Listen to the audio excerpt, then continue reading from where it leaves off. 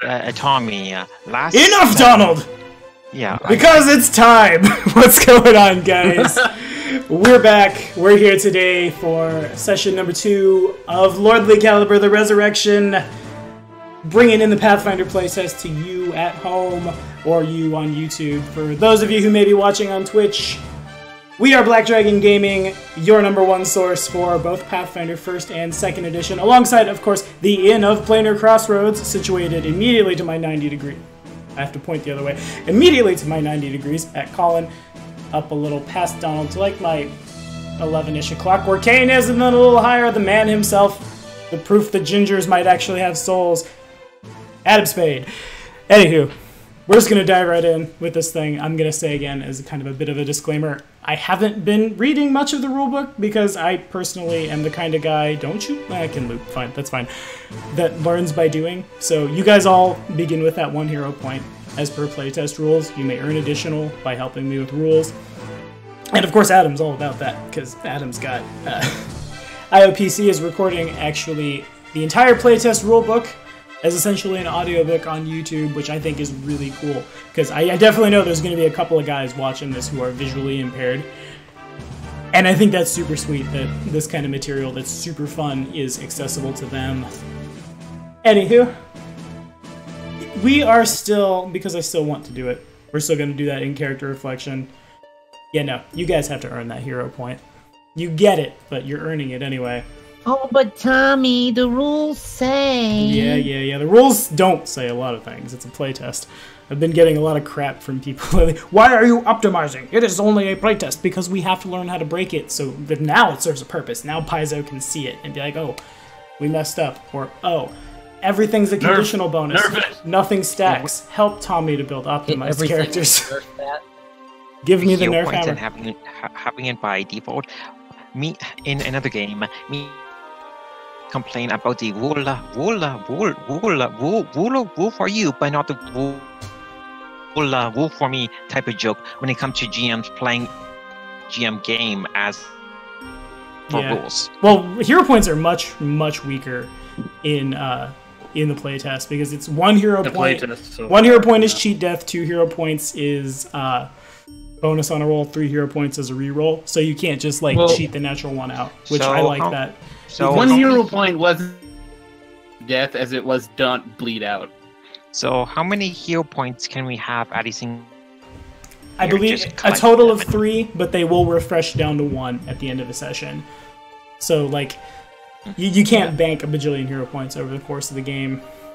Also, okay. since A, I'm diabetic, and B, the closest person to me is in the middle of Arkansas, no one can bring me snacks for hero points. Because it says that in the book. I could organize something. Send me a care package. Be like, you know what? Hey, I need this delivered at this time to this address. Just don't let me write it down. I got my first paycheck from the donut joint I'm working at, and it's the address I'm living at is 10939, a place somewhere in Kansas City, and on the check it says 6939. So my handwriting is really good. Anyway, Adam, the in-character reflection for our Pharasman cleric is up first. Not a lot is going through Grey Mantle's mind at the moment, as far as what's changing and stuff. He's still assessing the situation, though he does have some,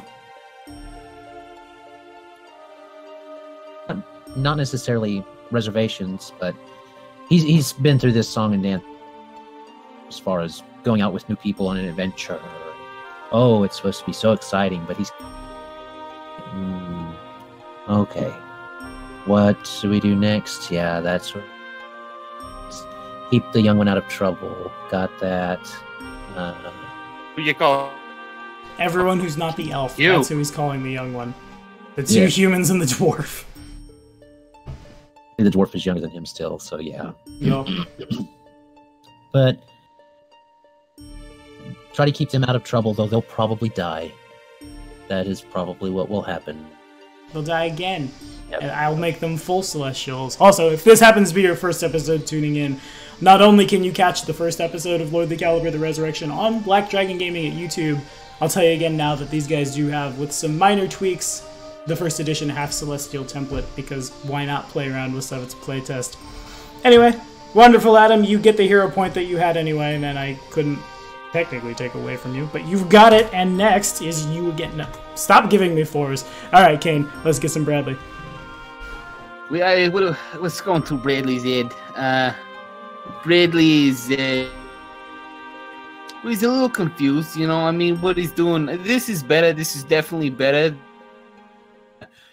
Tooths out in the hull of a ship, yeah. Are you sure? Definitely better. Pretty better. There's no one. Well, I mean, right now at the moment, no one's trying to my topsoil down into my root system, eh? I'm not. No one's trying to tie me to the pole and break my fingers off. It's much better. Change. But you know, in other news, I guess I'm dead now. So that's exciting and strange. And this is not exactly what I thought was going to happen when I set out this morning.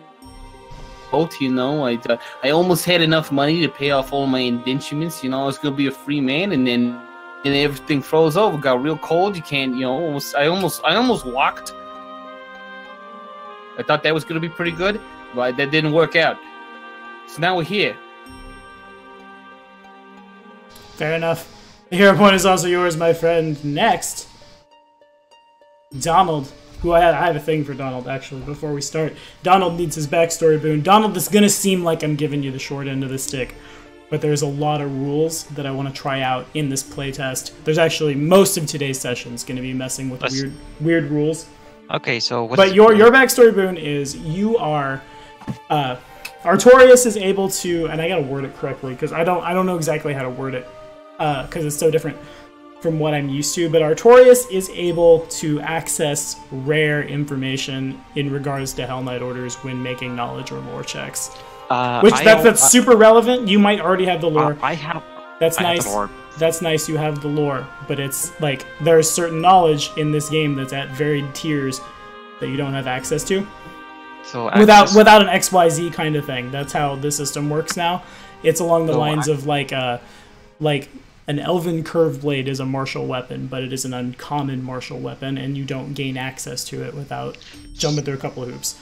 Artorius has access to like stuff that even like up to and including the Emperor of Cheliax might not know. Okay, so access to Hell Orders stuff. Nice. Yep, all the way up to rare. So what is going through Artorius' mind? He went through hell and back, fighting the Zerg cult, facing the Horsemen of the Apocalypse cult, threatening Cheliax, killing more demons, having PTSD from killing more demons, and then the world turned south, and then he died as a heretic, and he doesn't know how to figure the new world out. The world that he knew is officially over when he gained his wings, and now he have a new place for himself in the world. So, he's glad he's alive, but he wish he was in the city of Axis. Yeah, most people probably do, as opposed to a world falling apart as the people at large, have been lied to about how gods work and stuff and how the end times are coming. But very good. Your hero point is earned. Colin, take us home. All right. I gotta kill him. I have to kill the original seer. He's the zombie is. Emmy wouldn't want him to be like this. She would want him free. I have to kill him. I can't yet. Soon, though. Soon. That's fair. Yeah. That's the first thing we're doing today. Take that hero point you got already, and now we are down to business. Almost all of today's session, I think, with a little bit of, like, maybe difference for different things we'll see. It's going to take place in exploration mode, We're gonna just break that out real hard and see if we like it or don't like it. You guys can find the rules for that on page 329 of your playtest rulebook. It's gonna feel really wonky compared to normally like moving around the dungeon, but that's where we're at in life. That's what we're doing, and you guys have a handout for the city of Korvosa. That is where you find yourselves. Also, as soon as we kick off today, like a flash of light, Helmut disappears. Because, I mean, in a mechanical sense, in a real life sense, Joe has to work today. He usually has to work. He'll be joining us around like the last hour-ish of game. And when he's not here, since we're all agents of divine powers, Helmut can be pulled away to fight other battles in other places, still get experience, and then come back. Anywho, the four of you have the floor. Tommy, for us to have a point of reference where we are on the map, so would I know we are, as I would have had probably done a tour of duty in the city in my past? Not right now, no. You guys have just kind of dumped into a back alley somewhere. You would need to spend a little bit of time looking around, trying to figure out where things are. So if thing we have to do is do something about these wings. Yeah, that's Zandy is going to activate a greater head of disguise. I will use a head of greater disguise, which I had last session on my character sheet. Nope, that makes sense for the arcane trickster. Yeah. It is also a item that a Hell Knight would actually have in the lore. Yeah, because you're Order of the Gate. You sneak in, you show up places, you stab people. Yes, the Order of the Gate are effectively the SS investigators, effectively. Yeah, that's fair. That's very fair. I believe that functions as the second version of illusory disguise. Yeah, second level. Okay, understood. We will roll when the rolls become relevant. If I remember, that alters your audible voice as well. I believe. And scent. And your scent. Nice. That's real good. That's very powerful. There's your deodorant right there. This is great for a monster race. That's great for people that have had for GM to deal with scent. Scent is still pretty good. I don't even need alchemical deodorant. I just need a. You just need magic, like any other tabletop role-playing game ever. You just need magic, and you're fine. Do magic. Alrighty. So with us in somewhere, if we are in Korvosa, I've been to the city before, so I know it relatively well. That's correct. Yeah. You can make a check if you'd like to recall knowledge. So how Knight lore would be appropriate? Yeah, that's fine. I would have said society, but yeah, that's fine. You can do that too. Okay, so 21. 21. Okay, so Korvosa is the largest Chelish colony in like the Verizian. Not the Verizian frontier, I suppose, is what a Chelish person would think. It kind of serves as like a roundabout regional capital kind of thing. It's kind of wonky because especially now, one big giant empire kind of thing. A lot of slaves come through Korvosa before they're sent off to the rest of the empire.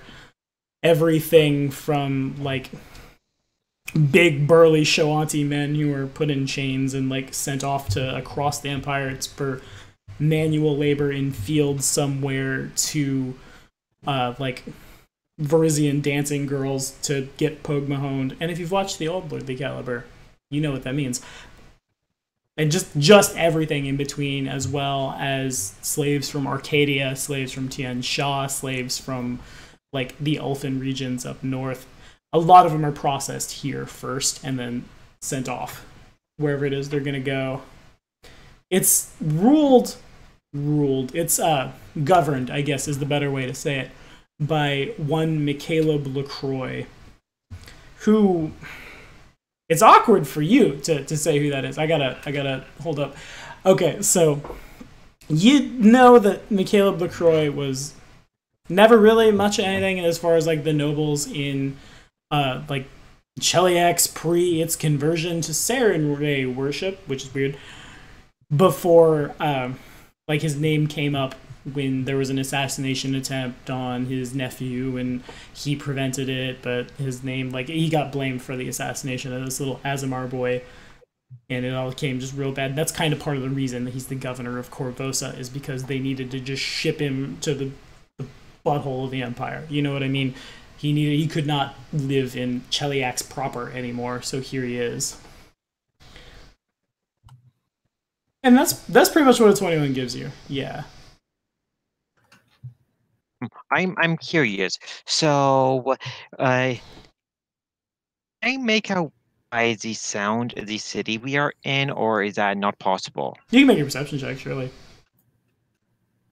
I mean, I would assume in most cities, if you sounds of the city, you can roughly point out where you are, roughly. No, that's fair. Yeah, definitely. It's definitely a lot louder in like a market district or like downtown than it is in the residential area. Yes. Yeah, make it happen. Knowledge to society to know where I am. First, make a perception check. First, you need to have the stimulus, and then you can disseminate. 24 perception. So the first thing you notice is you all knew that it had been snowing pretty much everywhere in the inner sea out of season, and it's like feet of snow and unnatural cold that's put the land in a stranglehold. There's no snow on the ground here in Korvosa, and you look up as you're like trying to figure out where you are, and it's not quite red, not quite pink, but there's definitely a dome over top of Korvosa, and you can see the snows of Thimblewinter falling down on this dome, and as the snow hits the dome kind of like lights up. It's almost, imagine, if you will, a pond when it's raining. It's that kind of effect, except you're looking up at it instead of down. I did not mean for that flavor text to be as cool as it is. That was real cool. But it's that idea. The snow hits, and you can see it just kind of like fizzle out of existence, and there's a little ripple. You don't hear the sounds of people, but you definitely hear the sounds of a lot of like things shambling about the city. A little bit of that too. You hear Resident Evil 2 in the background. But as long as we don't have to deal with the super sounds in Resident Evil, should be fine. Who's got windows by where they're playing? I have a window. It's too high up for a dog to break it out and scare the Jesus out of me, though. Well, so was the second floor of that place. Oh God, it was. You're right. Flying doggos. Flying doggos like Nyan Cat. Well, there's just flying dogs. elf, flying dwarfos, and there's flying humos. So. As being in the back alleys, with some of us able to disguise, how are you two going to looking at and Bradley and Greymantle? Yes. Well, Greg flipped off his outer gray robe and has tucked his wings underneath it, and then put it back on to make himself look like a hun or something like that. Yeah, that might work. Yeah, there's probably gonna be some kind of like, it's not gonna be as good a check as this, especially like the magic people, because there's definitely gonna be the biggest hump just out of the back of him. But it's there. But Bradley, though. Well, I'm mainly worried about Greymantle doesn't really. We're not going anybody that's of our equivalent most power level, and Greymantle understands that. So he's just mainly caring about not being who he hates, and he has a distaste for. He doesn't have strong feelings about much of anything, unfortunately. I'm picturing Mayflower. Mayflower? Who's Mayflower? Adam character. Greymantle. Though Mayflower might be the nickname. Like Greymantle, looking like some of the artwork. Yeah.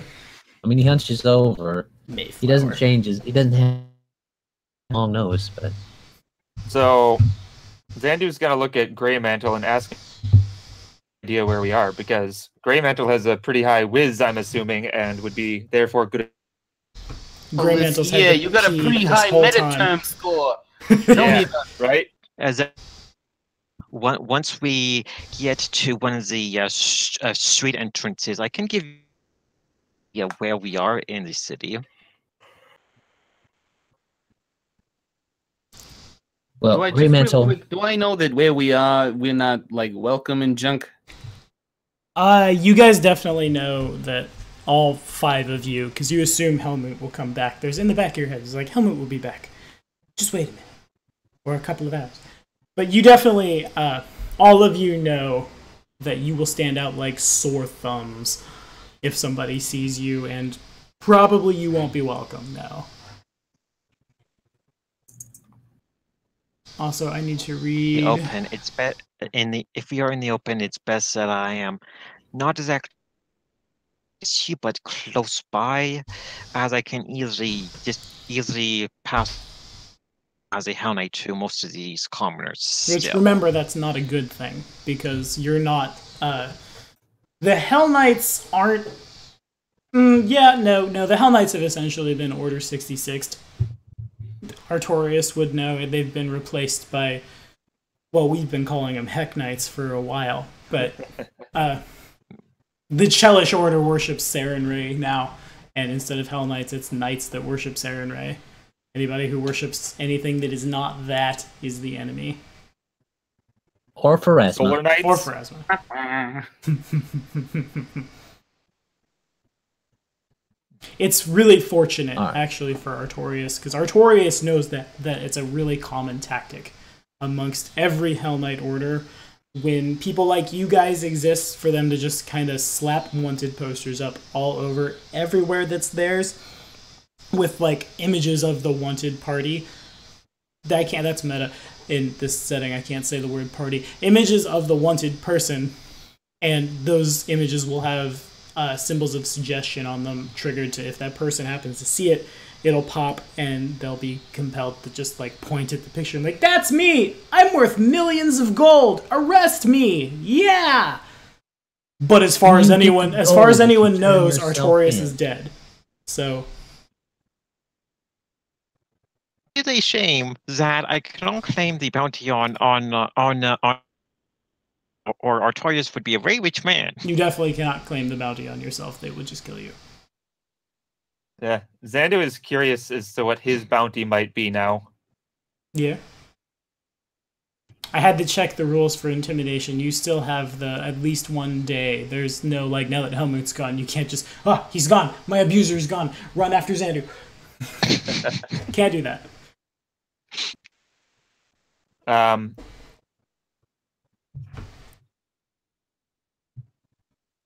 I'm still trying to figure. We're still going to have to get Bradley a thing. Mm-hmm. You guys could just like walk around, right? Like an entourage. I just stay in the middle. Nobody will see. You technically block line of sight. I could put you in chains and pretend that you have been captured. No. I don't like seeing people in chains if they are guilty. Looks at the Hell Knight and then just kind of looks away. There's a difference between capturing a guilty person from an innocent. And of course, this is always assigned by the appropriate people. He says sardonically as he starts to kind of hobble. And he puts on kind of a limp, but nothing extravagant. As he starts to move out to look for a sign from where we might be in the city. We've been here before too. Yeah, Tommy, with my character knowledge on MacLeod, would I know what his daily schedule is like? MacLeod is not a Hell Knight. Knowledge. You can Command a whole bunch attempt. of Hell Knights, though. You can attempt a society check. Okay. Knowledge 30. Okay. MacLeod LaCroix definitely likes to hunt. He's in his exile. That's how he's, I guess, coped with it is the best way to word it. Like, because he's no longer, he's never really was much of a major player, even after his cousin Procus LaCroix was made Emperor of all of Cheliax. He never was that important, but now he's even less so, and he's been very dishonored. And so to like pass the time, and so he doesn't focus on it, he spends most of his time out in like the wilds of Varizia with packs of hunting dogs, hunting both Varizians and like to take his slaves, and to even just hunting gigantic wild beasts, not unlike what you would find in. Oh, there's a forest in Cheliax where it happens all the time, and Cthulhu monsters live. Whispering Wood? Yes, thank you. Take a hero point. You're beautiful. In addition, he definitely has a more than rudimentary grasp of necromancy. A lot of his day is spent either, like, if he has nothing to do, he'll go hunting for days on end. If he has to be in town, most of his light work will be handled by undead servants. The rest is hard to say. So would I know where his hunting is? What would be the elitist summer home is? City would be like where it is? It's probably just outside the city somewhere. Imagine, if you will. I know we said Resident Evil 2 not too long ago, but it's basically the same idea. Like the mansion in Resident Evil 1 is to where MacLeod LaCroix's summer home is, as Korvosa is to Raccoon City in this analogy. If that's just like as clear as mud to anybody out there, it's like that, out on the edge of town. I would tell the party this knowledge where some of his places, or we have leads where he may be. Before we go out, Xandu is going to cast a 5th level C invisibility on himself, which lasts for 8 hours. Understood.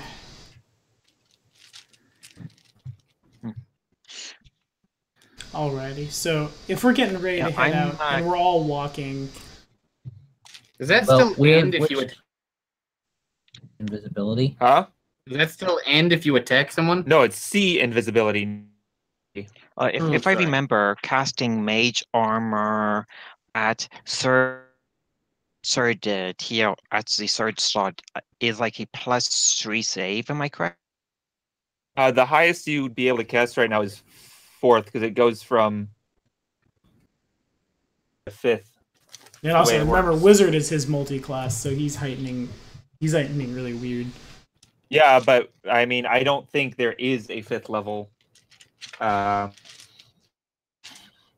mage armor. Okay, so I think I could be wrong. I don't know a whole lot about monks or what like class feats Bradley might have taken, but I think the slowest speed in the party right now is 20 feet. Is that correct? Maximum level. If I do use the highest spell slot, if I was like able to cut the highest, would have been AC +5, and harness is 20, and then saves +5. So mage armor has harness now? Mage, no, it doesn't. Shield. That's the shield spell. Mage armor goes heightened of 10th. Yeah, but it goes 2, 4, 6, 8, 10. And Artorius will never have access to 8 or 10. So casting at 2nd level, the saves are effectively +1. Effectively, yes, it's a +1 bonus for AC and a +1 bonus to your saving throws. Or sorry, a +2 to your AC and a +1 to your. Damn, that's really good. Yeah, right. With no dex cap like the heavy armor has now. Yeah, I mean, heavy armor's always had a dex cap. Well, not dex cap, excuse me. Penalty to your reflex saves. A dex limit. The clumsy trait. Mithril type, it is great. Yeah, gotta have that mithril armor. But anyway, like I was asking, I think the slowest speed in the party is 20 feet on Bradley. Is that correct? 20 feet on Bradley? Yeah. Why on Bradley? Because he's a dwarf, so his speed is 20. He's a monk. Yeah, but he might not have taken... Yeah, my speed's 40. Ah, fair enough. I didn't know you took those class feats. Okay, so then it's 25 on the humans. Your speed isn't a class feat. Oh, sweet. I haven't read monks that much, except for the Fatal D12, which seems really good. So if the slowest speed is 25 feet... Does Grey Mantle see a sign? He doesn't want to take Bradley out. Grey Mantle doesn't see a sign without you guys leaving the alley. And once you leave the alley, we will well and truly be in exploration mode. I will maybe take it. No, I'm not going to take initiative for it. It's just the 4 of you. We can run it. It's going to be. I wasn't going to have I was going to have Bradley wait until we got him a cloak. Okay. Bradley's not going to have a wanted post anyway. But he. I'm curious. So, with the current climate, shops open? It's hard to say. You guys are literally in an alley when you hear a bunch of zombies. Artorius, we're gonna make this a shopping episode, everybody. I am another looting episode. I only need to have a cloak for a party. Go through the city, not being seen by people that I know, Donald. I'm just giving you shit. Yes, we all are just poking fun at you. But again, like to figure out where you are to answer any of the questions the party has. To answer any of the questions the party has, we need to go into exploration mode. Which feels wonky. I also I encourage the 4 of you to speak up early and often about anything in the playtest you really like or really hate, because that's what we're here for, right? We're here to tear this thing in half and see how it works. And for me, exploration mode seems cool. The modes open it up and pour out the contents. Yeah. Well, it's not meant to be used. You're shifting from one thing, like menus in a.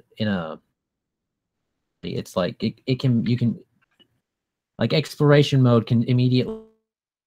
Encounter mode can immediately shift back into exploration mode or downtime mode or however. Right. And right now we're in exploration mode. We're just looking for a cloak. Yeah, you guys are in exploration mode because you know literally nothing about Korvosa and you. Let's go look for a cloak. Or let's go steal one or something. I'm gonna go steal one. So first take lead. If the party is okay. Okay. Go to the closest street exit in the back alley. Okay, so Grey Mantle is. Zandu is going to keep an eye out for any random undead who might cloak that might fit Bradley. Sure. It's not a lot of fabric. Will wait. Yeah, we'll wait with Bradley. Okay. I'm curious. For a cloak, how much material do you need to? Not a lot. Make a check. Okay, so what's going on right now is Zandu's looking at random undead to see if anybody, because this is all very mechanical and like things are happening and we're running it almost like it's an encounter. You do a thing and the stimulus responds, etc., etc. Donald, again, really quickly, what is Artorius doing right now? Checking the street. So I have a rough idea where we map. Okay, sure. So what you're doing is, and you guys can find this on page 317 of your core rulebook. Both of you are searching, and Grey Mantle and Bradley are going to stay put. I guess so. You guys are making enough for a curtain. Alrighty, so you guys both step out into the street. You have to move a little slower than you normally would be because you definitely are meticulously going over everything that you can. You definitely... let's get perception checks from both of you, actually, before we go any further. 26. Okay. Dang. Pretty good. Having a master rank, having master status in, great. Yeah. That was almost a nat 1. That would be a 16. Alrighty. So So Artorius knows, beyond any shadow of a doubt, that you're in Midland, just about where it borders Gray. What that means, for those of us who don't know Korvosa as well, Midland it's like when you think Korvosa, you think Midland. It's like the southeast part of the city. It's the home of like the majority of Korvosa's merchants, the shops, financial institutions, etc., etc. Gray is it's basically just a giant graveyard, and it's where almost all of Korvosa's dead are interred, or at least they were before MacLeod LaCroix made his way here, and now basically they, along with other slaves and various undead that he's accumulated, serve as, think like the manual labor workforce of Korvosa. Everything from the farmers outside to like sanitation. Korvosa's actually pretty clean, which is really weird for this setting, but when you have an army of zombies whose job it is to sweep the trash, it's pretty cool. The only living inhabitants of Gray, as far as you know, it's been a while, a lot of things have changed, are the priests of Pharasma who tend it and reside in a cathedral there. They definitely don't like undead. There was definitely a lot of like sword point diplomacy. When MacLeod came through, it was like, you're gonna deal with this or I'm gonna kill you. And Pharasma never stepped in for reasons unknown. As far as finding a cloak, there are definitely a lot of free-willed, that doesn't mean brainy, but like free-willed undead roaming the streets. They're the only they're the only moving creatures that you see. Men and women of all shapes and sizes, in various stage of rotting undeath as zombies, moving through the city. They, as you pass them, they don't attack you. They look at you. They stop and regard you. Imagine, if you will, kind of like Oblivion or Fallout 3 NPCs. When they both pass each other, they stop and look, and then they move on about their day. It's kind of like that. Now you can talk. Do any of them have a cloak? That's a good question. At a tailor shop in this district, easily enough. No to the cloak. No to the tailor shop in terms of anything that would serve as clothing at all. It looks like pretty much every building that you guys come across, and it's going to take some time. I'll look back at the numbers and crunch it here in a sec. But there are definitely tailor shops all throughout Midland for sure. You guys, unless you want to go real far, and you guys have a handout of Korvosa as well, you can go pretty far if you want to. Most of the shops you come across have been pretty ransacked. Pretty much anything that wasn't nailed down is gone. Xandu. Oh, one more thing before you roleplay with Xandu. It's super important. As soon as you guys leave that alley, you turn the corner and Xandu sees a wanted poster of himself. His heart stops for a second as he turns the corner, just whoa, because he knows what's supposed to happen. Yeah. But obviously, because now you're not a psychic manifestation, now you're a real boy. It doesn't trigger. There are all of your friends from the old LC, as well as other people you know from the rebellion, are just plastered all along the walls. Blech. Artorius definitely recognizes. Of the party, he'd recognize Lucia for sure, the daughter of MacLeod LaCroix. But the question is, does Khazakha look fabulous? Probably. The question is... I don't think that the artist could really capture your fantastic likeness.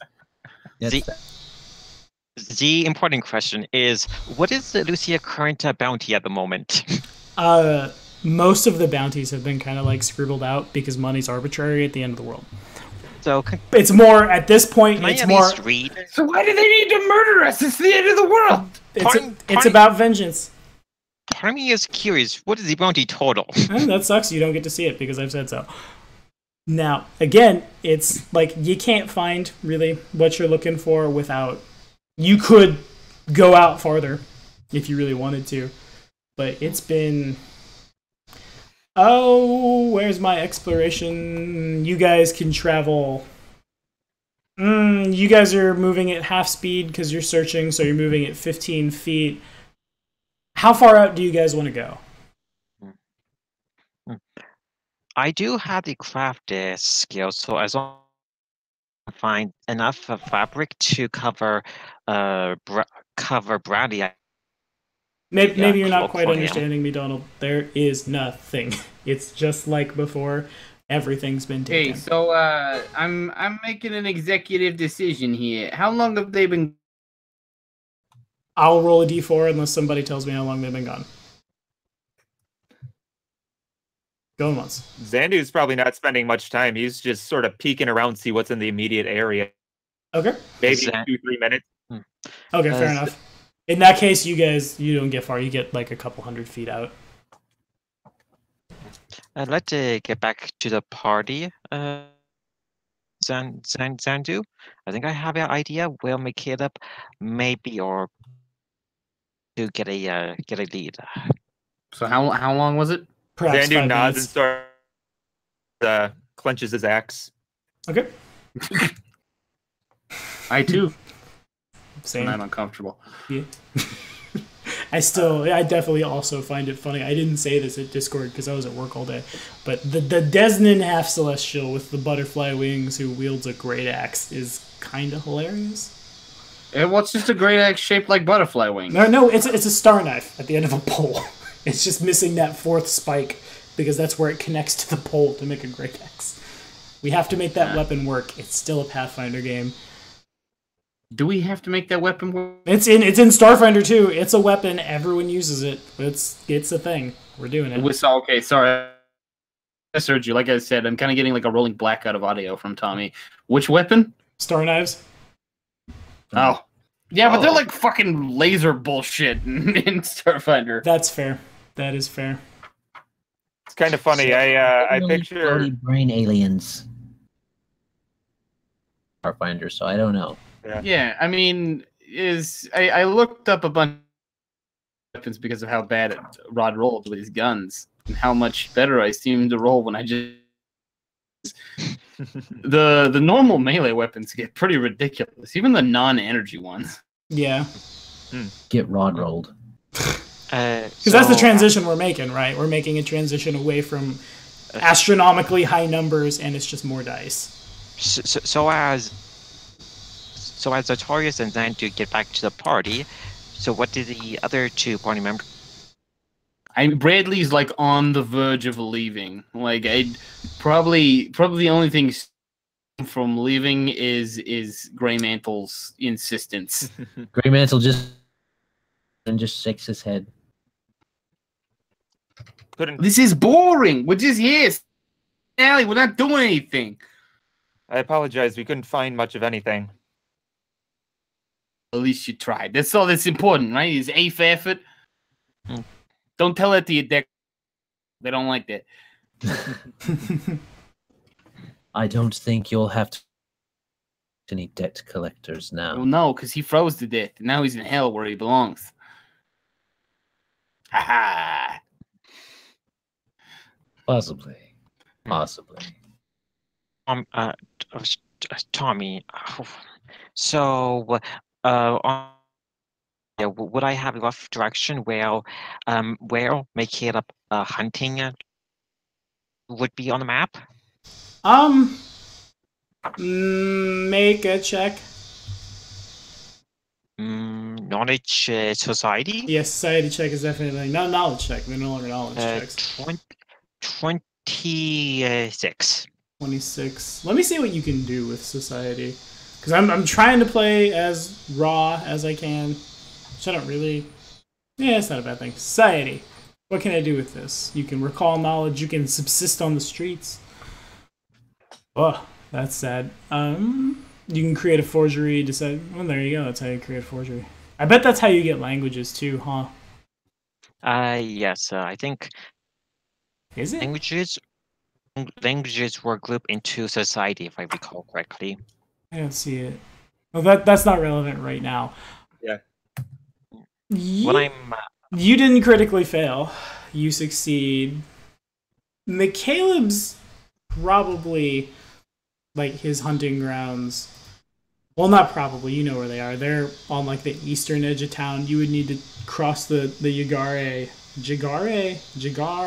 I don't know how to pronounce words, but there's a river that cuts through a lot of Korvosa. You would need to cross that, and then there's a little lake on the other side through like East Shore, and then somewhere out there in like the hinterlands. It's not that far. There, though. There is technically two. East of the map is the High Bridge and the North Bridge. So we could go High Bridge and then take the East Shore and then take one of the gates. Go take the way north there. Well, perhaps before going after MacLeod, we should find a way to deactivate all of these undead. I'm afraid the young one that those two goals will be intertwined. Well, I'm not sure if he is quite able to control all of them, as there are very many here. Perhaps there's some object or artifact hidden in somewhere within the city that's powering them in control. Tommy, but I still don't see why it's a priority. Tommy, thinking this over with the conversation going on. Can I think of a item that MacLeod would his lackeys would have to able to control these many undead? That's an Arcana check, I would say. Let's see. Undead fall under knowledge, religion. Yeah. Religion is still a check. Yeah, that's fair. Okay, fair enough. Knowledge 5. 25, you say? It's 2-5. 2-5. Alrighty. Well, like Before you announce the results, I would also like to roll, just so it's not called out as metagaming, and to know of any kind of artifact that would allow him to do this. A pretty good bonus to it, but this is something Bradley really doesn't know anything about. Having a 12 modifier is definitely great. I got a E5. Nice. Okay. So both of you, well, not both of you, Artorius definitely knows, like just beyond a shadow of a doubt, that all these undead are free-willed. No one's controlling them. They've been animated and then left to their own devices. Why they aren't attacking is a bit more of a mystery, because like that's a free-willed zombie, right? Brains, as opposed to clean the streets. But they aren't attacking you. Daisies. Yeah. As far, I mean, artifacts definitely exist, but in Korvosa prior, imagine, if you will, like, if a group of a dozen-ish zombies had, like, I guess a manager, a handler is, both of those are kind of wrong, but someone who didn't necessarily animate them, but was there to, like, command them to do things, and it was kind of like, it was one of the crappy jobs in Korvosa, because you're essentially following a bunch of corpses all day. It seems to be as if, like, with the way everything's changing, they're just left to their own devices, and they, for some reason, do not attack. And Xandu wants to know why, so that if MacLeod suddenly decides to have all zombies attack at once, we're not in trouble. Okay. Well, I think we just established that he can't control all of them. Sort of artifact, which is how he's getting them the streets and not just attack us on sight. Why, that seems like a mighty stretch of the imagination. Indeed. Grey Mantle will cock his head just a minute after thinking about these things to one of the zombies and say, "Why do you not attack us?" Okay, you speak to this zombie. I'm gonna... Who speaks? Me. Well, Lord, it's me. Okay. it's more zombie. I don't necessarily want it to just be all Xandu all the time, but he's my only Verizian. So be it. More Zed. And he takes the zombie behind a shed and shoots him. Okay, so the first zombie that comes into sight is a little gnome. Gnomes are kind of super rare in Galarion in this alternate setting, because most of them have fled back to the first world to escape persecution. If they've remained, it's not impossible for like a lawful evil gnome, like Chelish, apologist or sympathizer or both, to exist and work with the Empire to further its evil plans and stuffs. Shit. But more likely, it just looks like this little dude just kind of died and was reanimated. You ask him that, and the zombie turns, looks up at you, Greymantle, being much taller, says nothing, and just stares at you. Can you answer? Says nothing. Xandu Then he will tell him, Lee, where... Before he does this, Xandu to cast detect thoughts on or mind reading on the zombie. Okay. Do I make a will save? I think I know. That's the sound of why are you doing that? I'm curious. Here's a will So mind save. read. A mind effect? Yes. However, that's defined in 2nd edition. I am curious. So 2nd edition undead, are they immune to most mind effects when it comes to for certain types, or how? Mindless undead, but these aren't mindless undead. They're free-willed. Okay, so They're just very dumb. So it may work then. To be honest, I don't know how this You got to works. be at 25. Okay, I definitely do not. Before this resolves, the Xandu doesn't know how he knows, but that's because a lot of Xandu's thoughts and long-term memory and things are just kind of an amalgamation of a little scared girl's memories. But the gnome, make a will save. Who, me? Yes, you. Oh boy. We're just gonna have Here a we lot go. of fun with Xandu. That's this session. Tommy tortures Colin. Right? This is a I repeat don't of our know. last session. Adam, Just leave it alone, Well, Colin. that defines all of Colin's characters. Couldn't just leave it alone.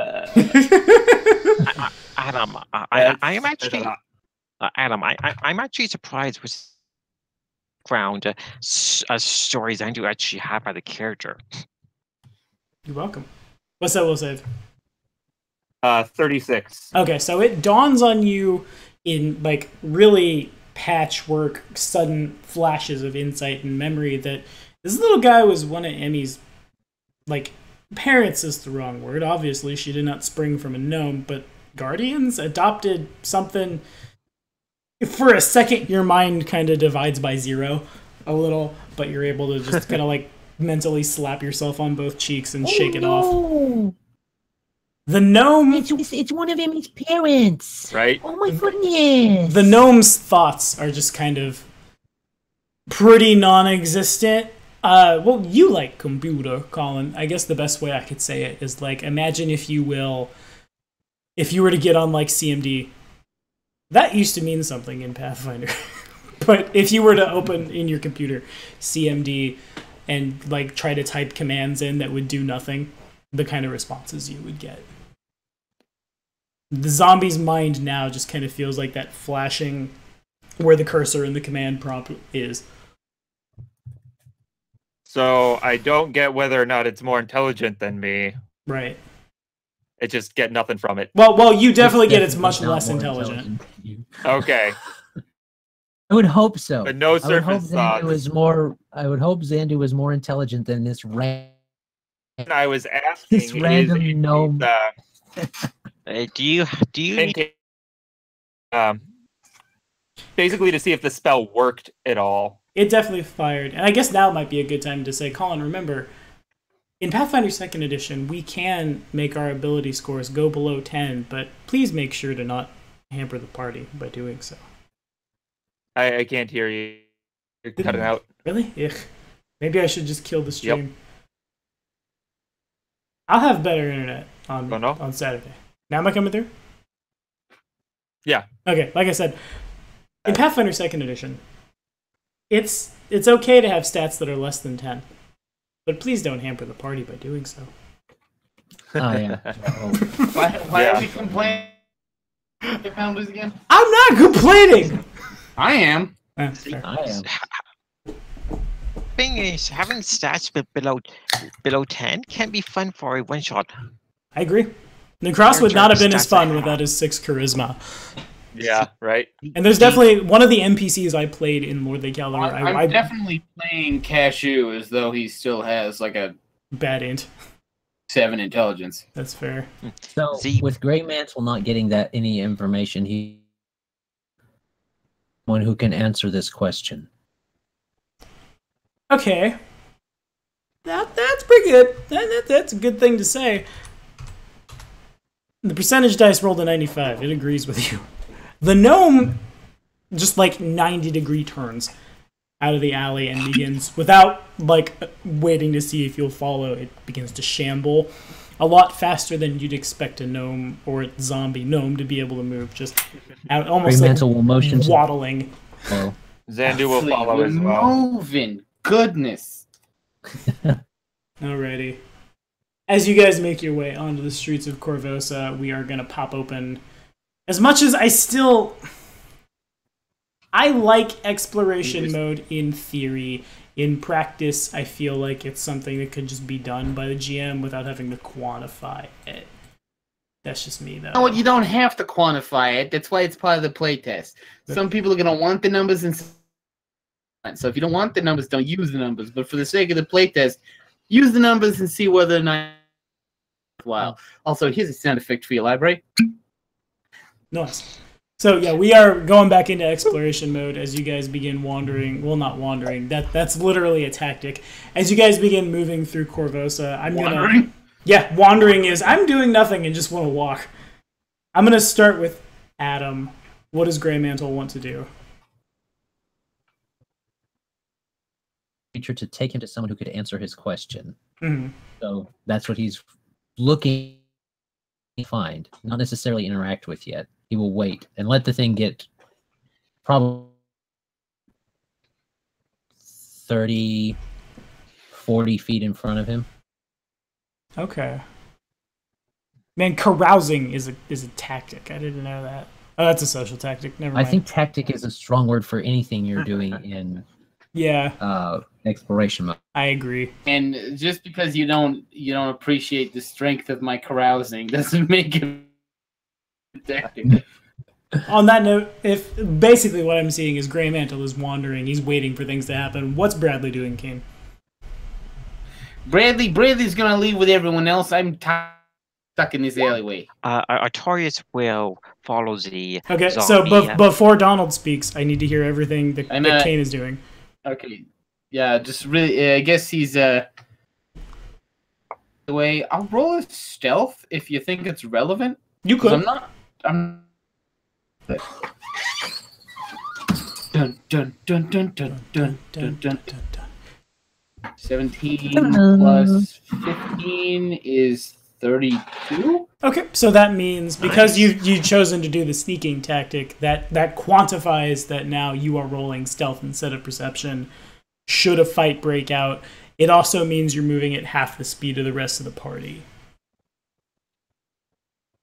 As Bradley kind of like, you guys are moving down the streets, Bradley's going from like bush to building to alleyway to behind a mailbox. Well, do you think it would be more apt for him to go from like rooftop up maybe? He still has you his could do wings that. out. Because I definitely have like wall jumping, and I don't think it would be any sort of stretch for him to just climb a wall. Yeah, you could do that too. Parkours. You just Prince of Persia your way up a wall and then start running building. So I have quick jump, powerful wall jump, and quick climb. I have 4 different feats for climbing stuff real good. And a fly speed. You know, based upon the amount of traffic in the area of the city, and wait for a lull for you to go through. But he's sneaking on top of buildings. I can dig it. Okay, Donald, what is Artorius? He could technically move faster than we can on the ground. Would pay attention where the zombie is going at a distance and of the relevant knowledge and the people that may be able to answer the who the zombie handler may be using his general knowledge. Okay, fair enough. So that's There's nothing to roll. You're just kind of like Grey Knowledge Mantle is- are. Do not roll. Maybe it's knowledge society. Maybe it's don't roll, because right now we're in encounter mode and we're running like there's very We're in an encounter now? or not encounter, excuse me. I'm so used to quantifying things only when fights happen. We're in exploration mode, so you say what you're doing, and then I, the GM, fit it somewhere, and there's nothing in here that yeah, okay, there is. Never mind. What's gonna happen is you're gonna be moving. I'm gonna rule that because let me finish, Donald. Thank you. I'm gonna rule that because Bradley is sneaking up top, like roof to roof, he's moving at the same speed as the zombie and Grey Mantle. But investigating also says you're moving half your travel speed while using recall knowledge to look for clues among the things you can see. So for Artorius to do this, you're gonna have to fall behind a little bit. I mean, I would probably be following the same. But you're not, because as- literally investigating says you're gonna fall behind. Well, if we're not going to be fighting, then it's not going to be a major problem. Okay, sure. Go ahead and give me your knowledge check. 25. 25. All right. So you're trying to figure out who the zombie's handler is, right? Yeah, a hint or a lead to know handler may be. Okay. Imagine and I keep this whole session is turning into let's talk about jobs in cities. But imagine, if you will, if this zombie was a taxi cab and it was self-driving, it would be going back to like a parking garage where all the taxi cabs live. It's probably something like that. There's not so much as a handler, so much as like a stable for the undead somewhere. As you look for clues among your surroundings, also you see several undead. In some cases, it's just adjacent to bigger houses or shops and things. As you move through Midland, there's just kind of like a carport that actually is for the undead to just stop and idle so it doesn't get lost. And as you're like stopping and looking, Grey Mantle can definitely see that Artorius is falling behind because he's moving half his travel speed. Does he want to go slower? Grey Mantle would message if he can, if he's allowed to, saying up or gets left behind. Okay, great. And he would say it in a bit of a annoyed face. It is and annoying. he would catch up. And he would catch up as a little on the my ability to decide, because this is taking place in long periods of time, and for you to have got this knowledge that you asked for, from what I'm reading from how exploration works, it took you like at least an hour of looking around and stuff, which feels weird and I don't like it, but I'm gonna adhere to it because playtest. But before we pick that apart, before we pick any of that apart, what is Xandu doing? Is Colin here? Oh, Colin is dead. I'm muted. Oh, Dang muted. it, I'm alive. Okay, fair enough. I was just What's Xandu got? I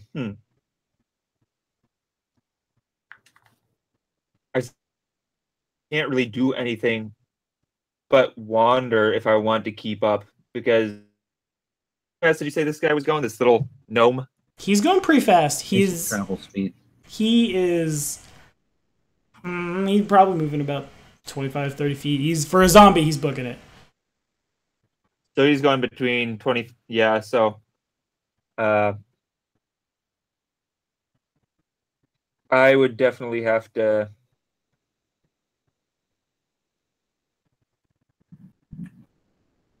Well, if he's going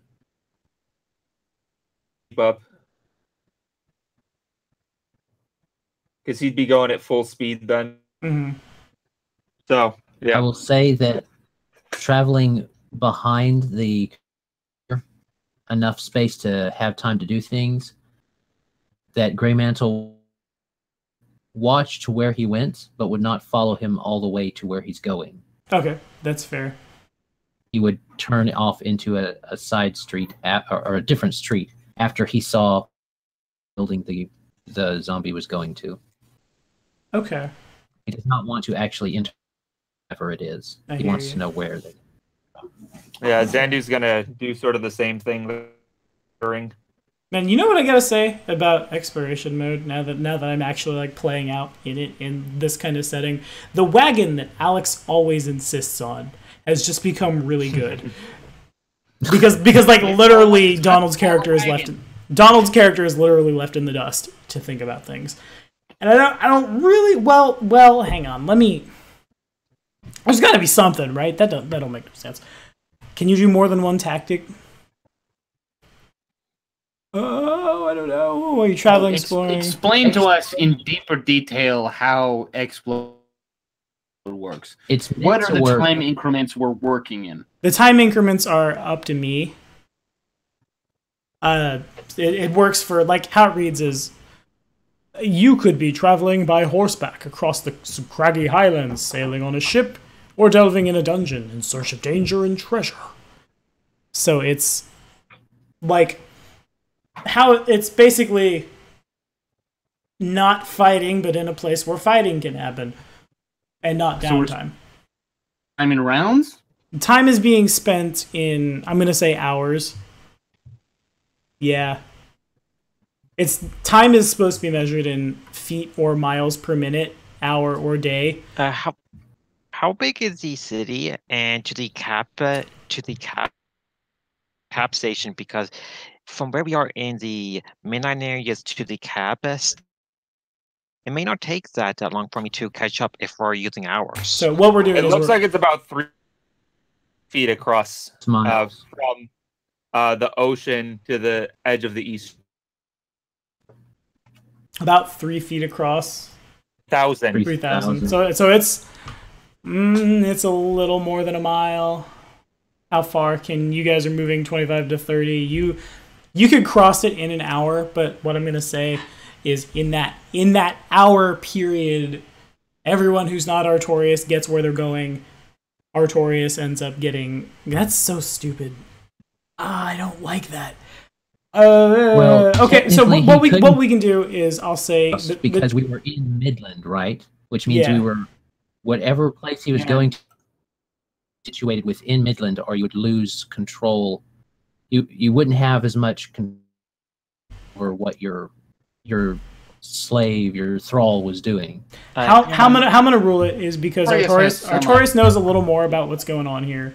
And he rolled well. Donald, if you want, you can also hustle to move double your travel speed, but doing so will fatigue you.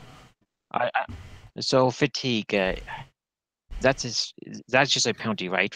Right? It's meant to apply over a day. Okay, Stuff. so if I'm hustling for an hour. Shouldn't be much of a penalty then. You're hustling. It's actually the penalty's pretty bad. I'll handle the penalties. You just ride along with it. You get there after about like 10 minutes of hustling. You're fatigued into the hour of travel. So it basically how it has to work is Artorius realizes he's falling behind. Is fatigued, stops, catches his breath, runs and thinks, stops, catches breath, runs and thinks, stops, catches breath for the span of an hour, and then. Where you get where you're going, you are going to arrive there fatigued. The gnome takes you guys to the western part of Northbridge. You guys can see that bubble I had described. It falls over the, Man, Korvosa looks a lot like Michigan, you know what? It totally does. But it falls over, I was going to say the mitten.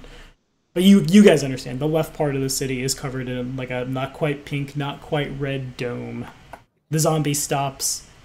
It almost contacts the barrier, and then it doesn't, because it realizes that would be bad, and it shouldn't. It turns and looks at you guys. Return to your duties. it disappeared. Well, it doesn't disappear. That is an entirely different connotation in a fantasy Fades away setting. to nothingness. It gains sentience. It just kind of wanders off. Dream style. It too is a figment of Emmy's imagination, just like all of Emmy's backstory ever. Oh, that'd have been good. We're all figments of Emmy's imagination. Yeah. This weird Fucking campaign is comatose a dream. figment of Emmy's imagination. I need to see exactly what Fatigue does. Fatigued is actually pretty rough in 2nd edition, unless you're a barbarian who got it from Raged. So, It periodically ignores it every 18 seconds. yeah. So, Artorius is, So, is it possible- Artorius is hampered 5. He takes a -1 conditional penalty to AC and saves. Each action he uses during an encounter increases that penalty by 1 until the start of his next turn. He's only fatigued for a certain amount of time, though. Yeah. You guys could definitely stop and catch your Yeah, breath for like... doesn't fatigued 5 wear off after 5 rounds? Yeah.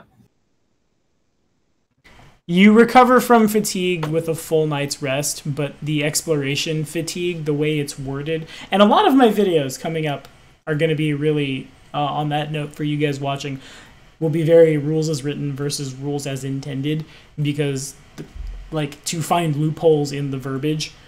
It seems to be that you can, let me make sure that's correct. Okay, no, never mind. You are, really? That's weird. Taking a significant break to catch your breath can allow you to continue onward using a fatiguing tactic, but because of this, when you're traveling for a long time, you will sometimes need to use other tactics like wandering so you don't exhaust yourself. I'm going to say if you guys take like 20 minutes of rest, Artorius is fine, because I see no reason that walking through the city and thinking about zombie carports should give him a penalty. That seems a little rough. I mean, the fatigue is negative.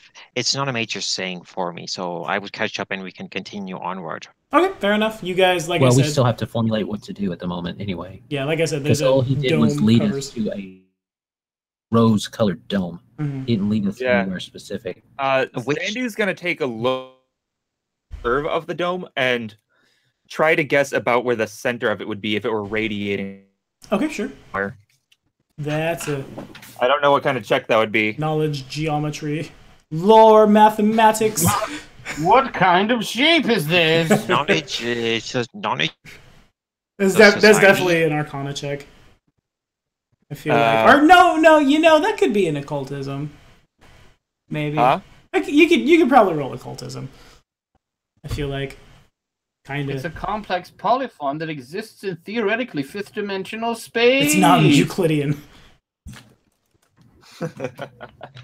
Enjoy hypercube theory. Nerds.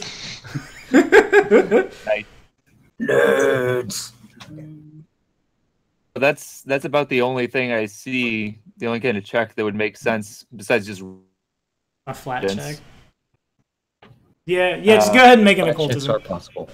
Occultism or Arcana, your call. My favorite Okay. math joke so far has still been just Joseph yelling, "It's session E!" that's an 18. Okay, it's real hard to say. You probably assume somewhere like in Midland, perhaps even like Castle Korvosa kind of exists. Doing some scrolling here to see what it says about Castle Korvosa in this Pathfinder wiki entry. Why can't I find Castle? I will control F it. Castle.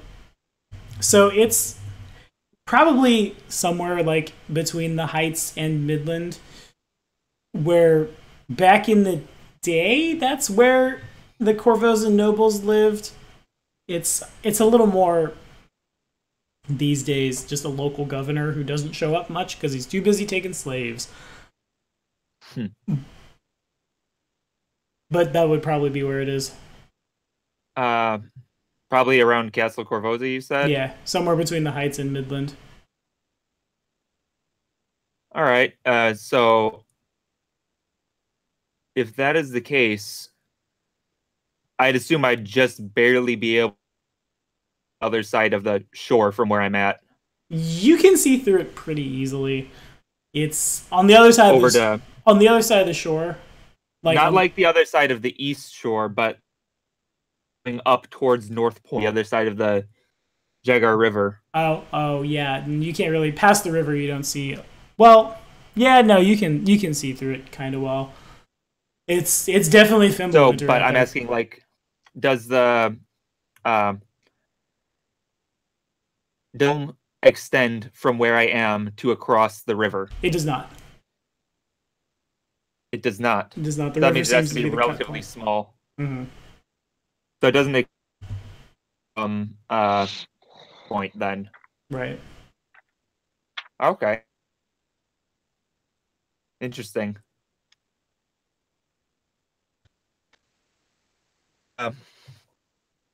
Zandu will relay this to everybody and suggest that perhaps the dome, because he doesn't want to go out of it, may not just be because of Fimbulwinter. Quite possible. You did not want to enter the dome. You mean Clarification. we're inside of it, Yeah, you guys are inside the dome. right? We're inside of it. We're inside of a dome. But he didn't want this dome, and there's another dome? Is that what I'm hearing? No, there's just the one, and it covers the majority of Korvosa is covered by this dome. Wait, did you Just say we were us at? and the beyond. Did you say we were at North Bridge or High Bridge? Northbridge. Northbridge. Oh, okay. Difference. Oh, Yeah. so So- how many? For how? He wanted to leave us. He was told to lead us to someone who could tell us why they weren't attacking. Mm-hmm. Answer my question. Instead Tommy, of taking us to the castle, had any kind of import for governance or holdings or anything like that, he took us away from it, Right. which is not where we probably need to go anyway. Because if what's his face is home, we need to go to castle. If Tommy, he's not, we need to go to his townhouse. how much time have passed with all this conversation going on? Not much. There hasn't been a lot of conversation so far. Just like Zandu has made an action. You're still fatigued. Yeah, I don't know where we're supposed to go. I would We're think- here. We should go where they should be.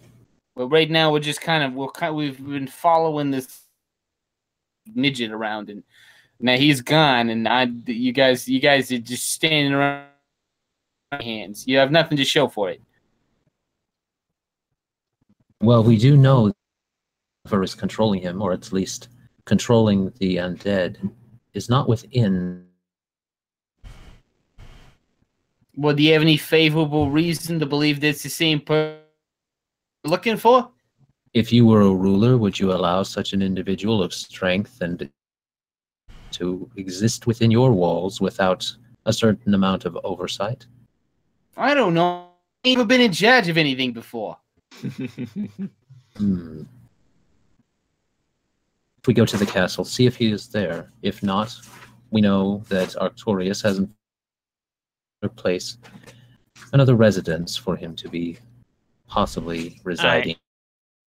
in character before the action to the gate, I would have had to use the regional area where the estate is. Okay. The estate is Hunting lodge, home, or what you want to call it. right. Yeah, I'm with you. I understand what you're saying. You know it's on the other side of the bridge and out if you book it a couple hours travel outside of the city in like farm country, that sort of thing. So first place, castle, Okay, sure. I would guess, because he's ruler here. So Okay. So the first step, Information on how we could possibly defeat him. the first step before we go to Castle Korvosa, do you guys want to wait the 10-20 minutes for Artorius to catch his breath? Which I'm way not in a did the rush. party? Which way did the party take? Because if they're going to the castle, them on the way there. You cannot. We've No. already established that you guys arrive here at around-ish the same time. We Okay, still have to wait for you to unfatigue. Yeah, Is it if you guys want. If you want to keep pushing, that's fine. But Do rest. I suggest that we remain somewhat hidden. Alleyway? It hasn't been a problem so far. yeah, the only other Have we noticed any people staring at his wings? nope. I'm Well, I've been hiding, right? So, but I'm real quick, like. But Yeah. then Even moving at half speed, I'm almost as the rest of the party. That's fair. Yeah, We- that's true. yeah, we just want to make sure that that MacLeod does not see us should he decide to return or resting. So far, the only you guys have seen you guys and zombies. That's it. That's all. So I mean, all right, like in an abandoned building or get in an alleyway and pretend to be a homeless indigent. I don't feel like it really just like a bunch of dudes. I've never even met this guy before. it's also worth noting that with your all's fly speeds, you'd get there a lot faster. You cut the I trip keep in. forgetting. You say that we have wings, and it doesn't pass in my brain that fly. Well, there's a problem with that. If people are going to bother to look up, Yeah. birds out there in the sky. Well, we could just fly in a line from It's just a wisp of cloud. dragging on the ground. The on. This is That's not going to be at all. yeah, the only Right. issue with flying is some notice if we're flying, and we don't want to be seen unless we need to. That's fair. Okay. Just the zombies, but So you guys wait. Artorius Yes, catches his breath. and to be somewhere relatively out of sight if someone north bridge heading towards the castle. Understood. Okay, so we're gonna again, and wait your turn, gentlemen. We're gonna take it down the line, starting with Adam. What is your tactic for tactic? It's not no tactic. What are you doing for exploration mode?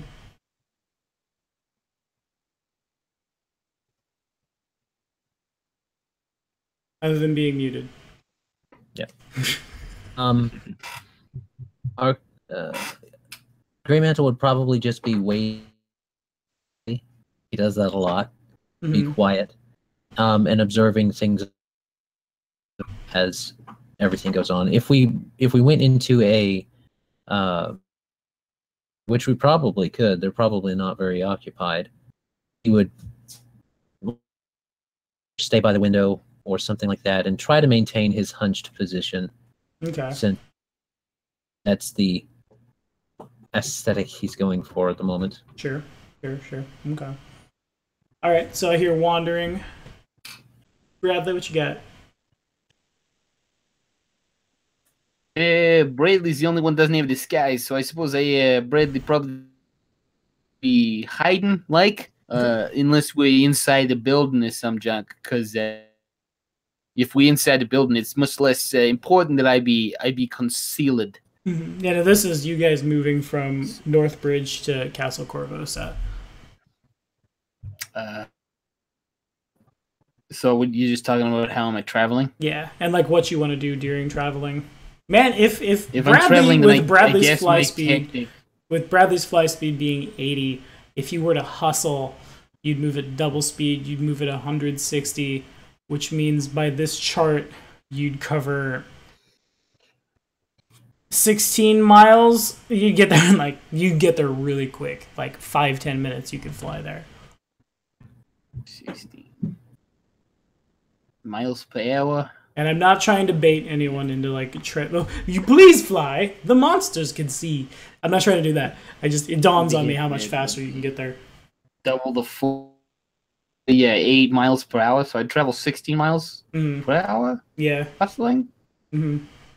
Is that bad? We No, can- it would be 8 miles. It would be 8 miles per hour. My speed is double my base speed. Oh, your base speed. Okay, fair enough.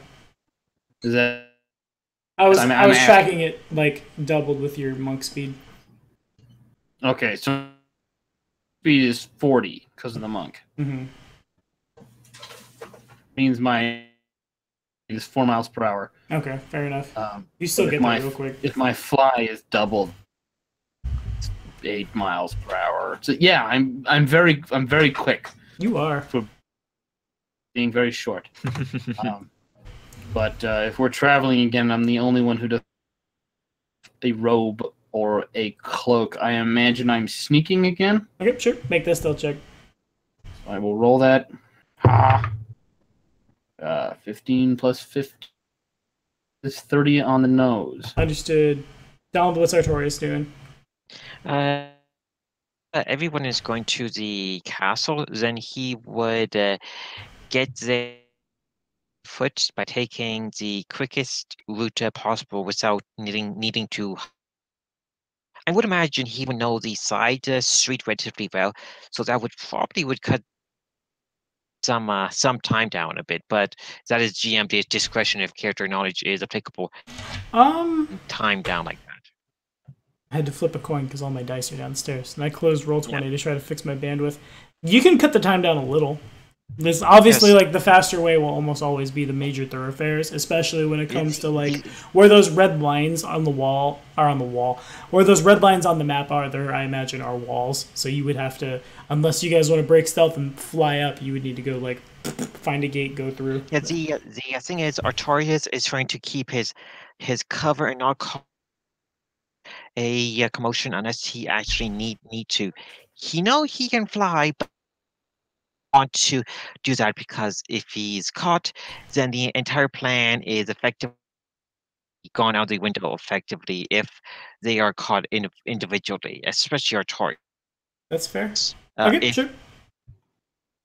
So I hustle, but not really hustle my character knowledge of the map to get to the castle. So what you're doing is you're wandering, and again, there's not a whole lot of cut through because there's going to be walls and stuff. So your character knowledge doesn't help you that much. What's Xandu doing? Dang, I wish Xandu could have suggested before we start moving, but I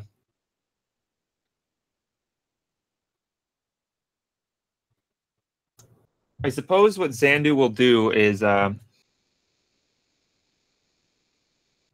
he will fly, but keeping low to the ground. Okay.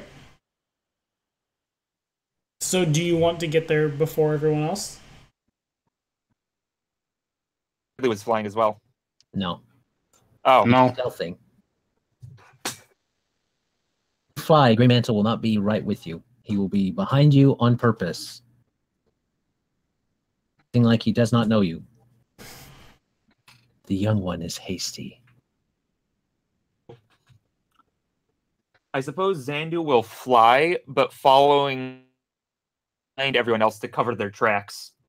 Okay. Understood. So that means it's still 30 feet roughly because speed moving at half speed would be 30 feet. Okay, sure. So you want to stealth? Is that what I'm hearing? Or are we like actually? It sounds more like if you're trying to cover their tracks, it might be more. I don't know. Covering tracks is an action, but he's flying while doing so. Okay, fair enough. So he can keep up with everyone else. Oh, okay, I see. Okay, so that would be because a survival check. Land speed. Yeah, I'm not really. That's how covering tracks is supposed to work. But yeah, okay. that's what Tommy's Rangers will be doing in Broken Universe as we're like moving through.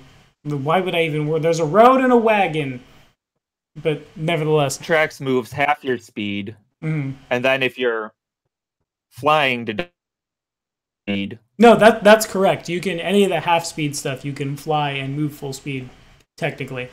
But covering tracks is a little less applicable. Well, you can if you want to make a survival check. You certainly can. It's like, how do you even? I don't know. Make the check. We'll figure it out. Walkways. I guess just like using from his wings to cover up footprints from other people. Okay, sure. Survival's not that great, but I don't think this will be too difficult. Drop my dice. I gotta roll. Dang it. I keep throwing all over the place. There we go. You need an enchanted box like Like Greg. I have a box, but I kept bouncing out and onto the floor Boo. where I couldn't see it. Dude, I kind of miss that, Greg. Right?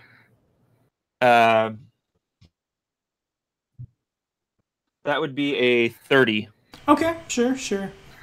There's not a lot of tracks to cover. 29. Okay, fair enough. That's a fumble. No. There's not a lot of tracks really to cover because, like I said, Korvosa is a really, really, really clean city because legions of the undead to sweep the streets. That said, okay, you can... Man, covering tracks might just be, to be honest with you, a little more like as the undead stop and look at like you guys as you pass Xandu. Mind your business. Do what you're doing. Ignore them. Back to your turnips. That kind of thing.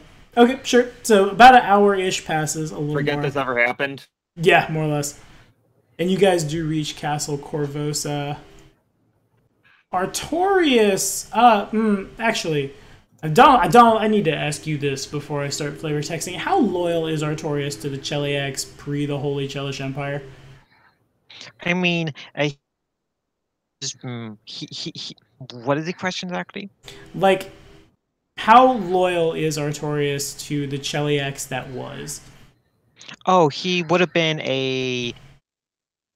working for the administration before, as they ordered the gate night. So scale of 1 to 10, you're probably like a 12, is what I'm hearing.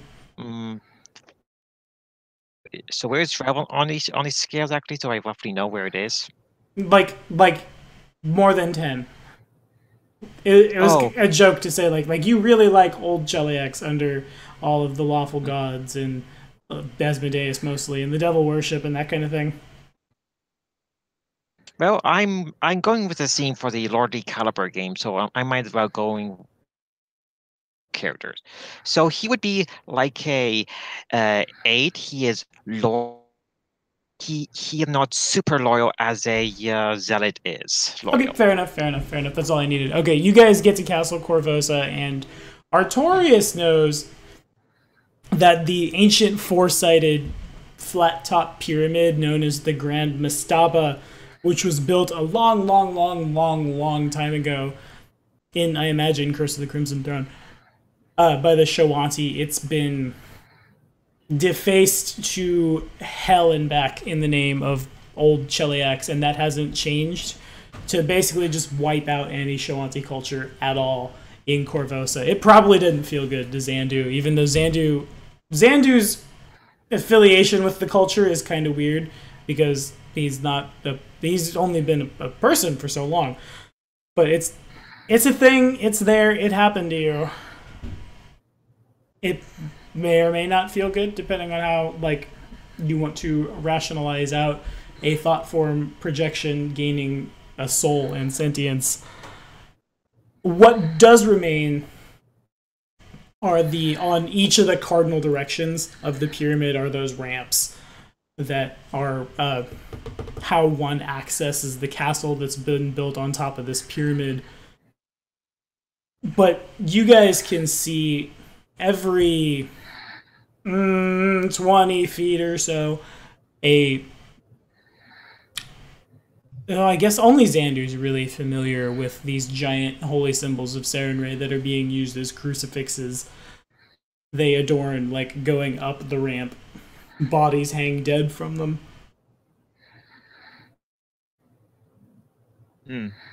Are these bodies reanimated or just straight out dead? Hard to tell from here. Huh? Hard to tell from here. Can't tell from here. Yeah. So I've seen some of these beforehand. Yeah. They're likely either dead or dying. is probably the life force that radiates the heat that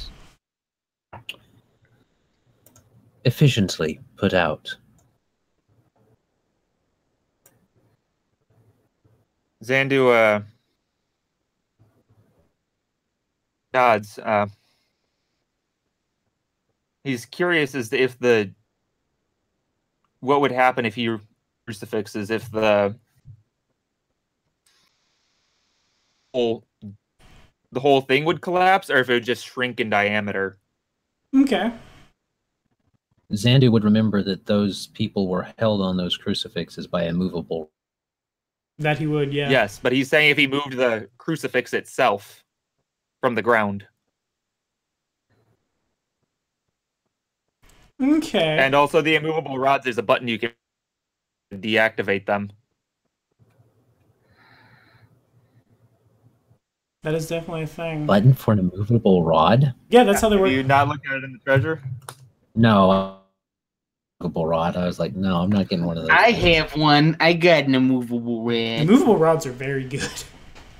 Maybe not You for the said guy with... wait. No, definitely for the guy with, like, all the super climbing powers, because you literally just put that thing here and So then wait, climb. does that mean if you move it have up. an immovable rod, belt while you're falling, the button and just hold on? Yeah, pretty much. It's gonna hurt. Yeah, but I got ripped because all them climbing feats. Yeah, that's very fair. I weep for your shoulders, but you could do It it. is. Like, just right out the socket. Just... Ow. Get underneath me and then click the button and hope for the best. Drive right through you. Don't no, miss. no. My chest. Yeah. It's one of those items that's just super good. It's like familiars. It's only limited by your creativity. So what are we trying to castle exactly? We're waiting for an occultism from Zandu. Yeah, sure. I can roll that. How's it called? Would this be a cult arcana because it is based on Sarenrae's stuff? Really, any of the knowledge checks, any of those three are fine. Arcana, religion, or occultism. All right. Oddly enough, I am slightly better at religion despite not being trained in it. Weird. Would he? Ha. Yeah. The- It's because the int versus whiz. Oh, that's a wisdom-based thing now. That's cool. I didn't realize that. with, Nice. With Grey Mantle would kind of look while he would see 22. the gears work in his head and say, "You are borrowing troubles from again." Did you say 22, Colin? Q, by the way. Huh? You said 22. Yeah. Okay, so moving the crucifix may not... It's really hard to say. You definitely, like, what you've seen is you put a body on this crucifix and it generates heat that cheats the cold that's killing everyone. As far as moving them around to, like, play with pylons again and start, like, manipulating the force, it's possible. It'd be weird if so. 'cause- Zandu's curious, like, how the pyramid plays into this whole thing. If it's working like a channel, or if it's like just the sheer amount of people that's creating the force field. That depends on... What was her name? Where is it? If Wait, she has stats... Oh my god, where is it? which character are we talking about? The Rune Lord of Lust, who's supposed to be buried in that pyramid. This is the end of Curse of the Crimson Throne, I Well, think. Ah. Right? she's- Is it Curse? Now, Yeah. I think I'm missing something. The force field is over the castle. It's over all of Korvosa. But it's Okay, so centered it has- around the cat. Yeah, more or Okay, It's less. centered by it. So it's basically radiating from the castle. More or less, yeah. To actually find out if the dude's here. Mhm.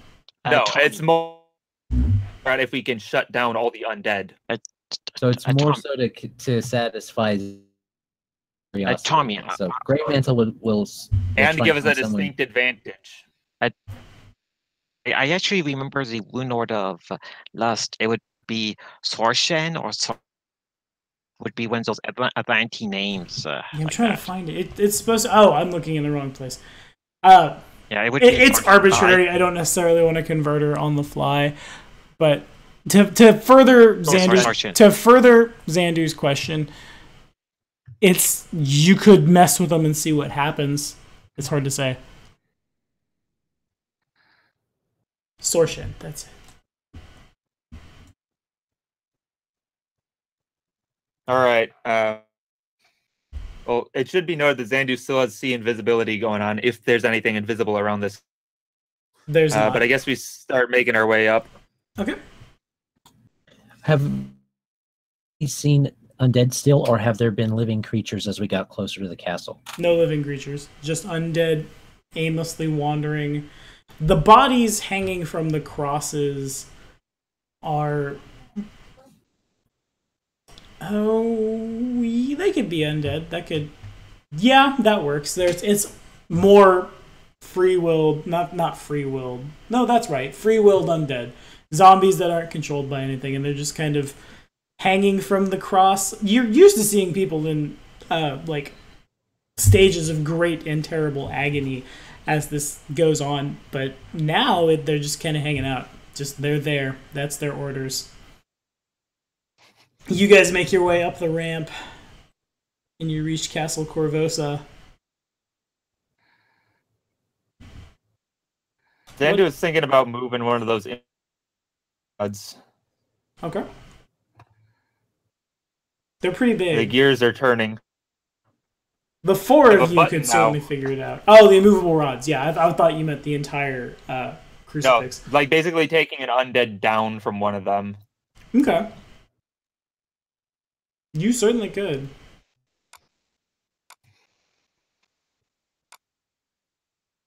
Tommy, so how much time would you say passed when this? I'm just figuring out where I would be on the map to the castle. You guys are... It's probably been a couple hours, a little more, since you guys got here. Oh, I thought we were. I thought we were traveling in hours. Yeah, like I said, it's been 1 hour to go from start to bridge, and then another hour from bridge to castle. So it's been a little more than 2 hours. Xandu's not going to do anything yet in case clearly brings down the shield and doesn't do anything to the undead. Okay. But because he basically doesn't want MacLeod to notice if he's done that and suddenly see the shield go down. Makes sense. Effect. Oh, if I'm there, then I would probably add in what I would actually know about the force, the force, and how that would affect the zombies if we did anything. Okay. In specific terms with the force field, arcana or occultism, I would say yes. Arcana 20. I'm sorry, 20 what? 28. 28. Okay. This is entirely new to Artorius. It kind of strikes all four of you as a more condensed version of the barriers that exist over all the major empires of the world right now that prevent teleportation in and out, unless you have the proper clearance, which you guys obviously do, because you made it here somehow. Artorius can put it together that that's what's stopping the snows from coming into Korvosa itself. Basically what's going on is rather than have these things generate heat, they've been set to generate this force field. Essentially, it's like the pylons from the end of Lord the Caliber 1.0. They're just so condensed that it literally makes a physical barrier that's incinerating the snow on contact.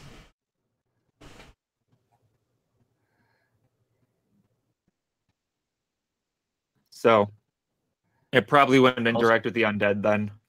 Right. Grey Mantle would say that best not to mess with those. Consider they're not immune to Fimbulvinter ourselves. Should or the barrier, we will face its wrath as well. from experience as an agent of the law, it's best not to take a risk unless if you're prepared to face them. So we shouldn't do anything that is not too hasty that is want to tempt us to our. We already died once, and I don't want to die again. That's fair. Doesn't say anything, but he sort of gestures for everyone to start moving again. Okay. Nothing prevents you guys from reaching the ground floor of Castle Korvosa. It's actually, despite all of the efforts that have been made to deface the Shoanti, I believe, bits of it, the construction is pretty marvelous. Despite, like, the pretty consistent Chelish styling, there's a lot of really, like, mismatched and randomly placed walls, towers, stairs, things like that. And the combination of, imagine, if you will, like, chaotic neutral architecture and lawful evil architecture together makes a really weird mismatch that, again, it's really pretty. There's nothing stopping you guys from going in. The front, like, drawbridge is down. There's probably not a drawbridge. That didn't make sense. The front, like, portcullis is up. You could walk into the castle if you wanted to. With my character knowledge of the castle, do I know what type of defenses the place have? Knowledge or lore check. See, knowledge check. So would it be society? You could society would work. Your lore in terms of Hell Knight stuff definitely is applicable here as well. Okay, going with. I have the highest modifier, so it would be 32. 32. Okay. And this is the lore for Hell Knights. Correct. So. Okay. So you think honestly, based on how Castle Korvosa is usually defended, if there were defenders, you guys would be dead by now. You guys running up that ramp. The incline is set in such a way that the, like, archers in towers and cannon and things of that nature and mages and things would have line of sight and effect to you, like, the entire trip up. So it dawns on Artorius that this place is probably completely undefended. The place, it seems to be defenseless at the moment. We should proceed carefully when we do enter. I do feel that if we are not careful enough, something may appear, may be in trouble at that moment.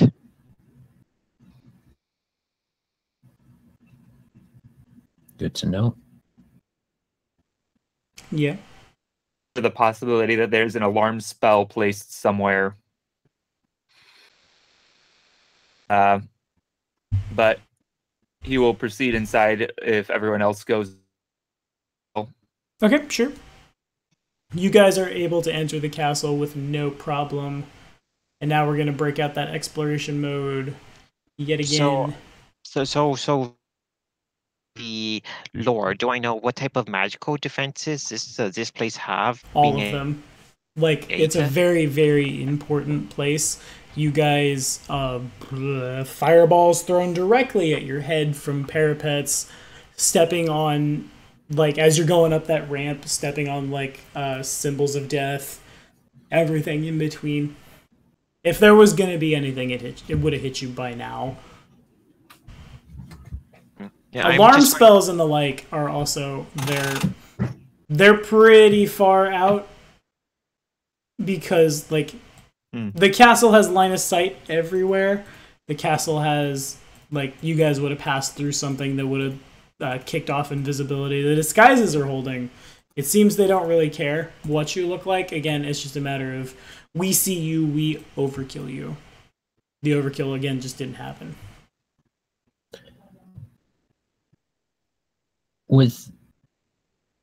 In any other living creatures.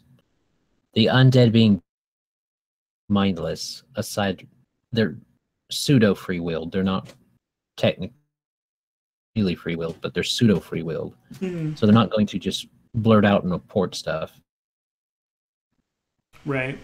Grey Mantle's going to get his wings back out.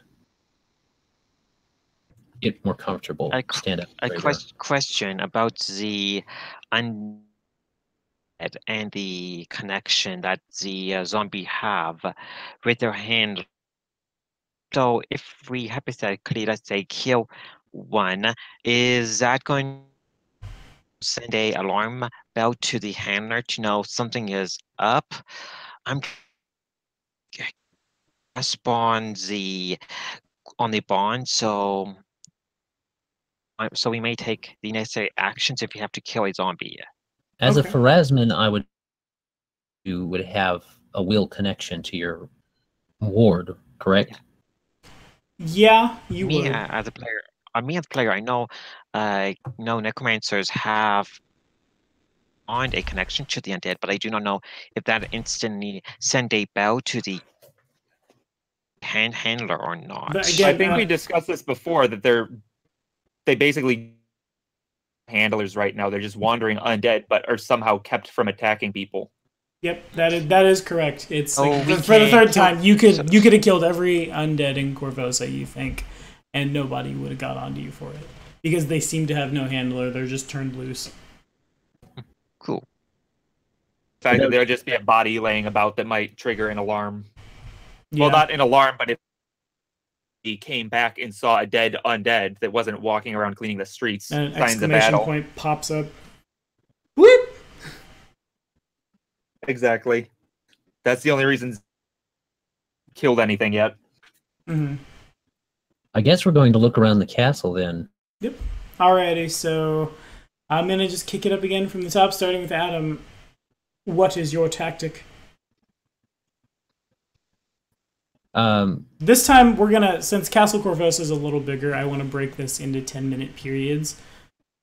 Also, so like if you were to get fatigued, it'd be a little more relevant. Okay. So, more than likely, what Grey Mantle's going to do is take out his wings, fix his robes, not do so, and once he's done, he will look to everyone and say, we best look around. Try to stay within 100, nay, try within 30 feet from each other, perhaps 100 most. Because as far as I can go with the message spell. Alrighty. And let me make sure. And aside from that, he's going to be looking around. Okay, sure. Mainly looking for the individual we were sent to kill. Okay. Understood. Kane is... Can't tell if he's in the 20 chair feet, or he not. would say. Kane is AFK. Kane's on direct. Okay, so you're up, Donald. What you doing? What Artorius would Grey Mantle. I have the Grey Mantle. I have the to search for MacLeod. I'm thinking that the best chance is the records at the castle, so we have a idea potentially what course of action next, and also we may find the location of the barrier item in the castle here as well. The records, and I will figure out where the record may be in the castle for area to explore if the party want to go in that area. Okay, so you're searching to Xandu? Xandu will suggest that we look for essentially signs of undeath, of like somebody who's alive, who might have been like where his room would be, where his diet might be kept. Whether he ate here recently type thing? Yeah, ate here. Looks like a bed with the sheets are made or something like that. What about the kitchen? That was first clue to look at, or any preparation area like that? Specifically looking for like a bedroom type area where where he might keep notes. Living quarters. Also, probably a servant quarters you're looking for. No, he's looking for the the master bedroom. Okay, so would Artorius know where the master is in the castle? Make a check. How not Yeah, that'd be knowledge fine. lore? Yeah, that seems good. So 27. You're not sure. It's been a little while, and though like you're a ranking member of the Order of the Gate, that's not necessarily someplace you would go. But anywho, now that I understand what everyone's doing, go ahead and everybody, if you would make perception checks for me. What checks? Perception. Zandu's essentially searching, is what he's doing. Right. I hear 3 searching, basically. Yeah. So 31 Okay. perception.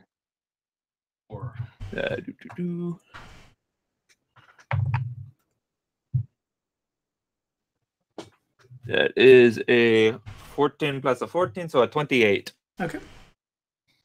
Adam's gone too. Everyone's all burbed. Kane, what does Bradley want to do for exploration of the castle? What exactly we're doing? I left to go to the bathroom. Everybody's searching the castle for stuff. We're in exploration mode in the castle.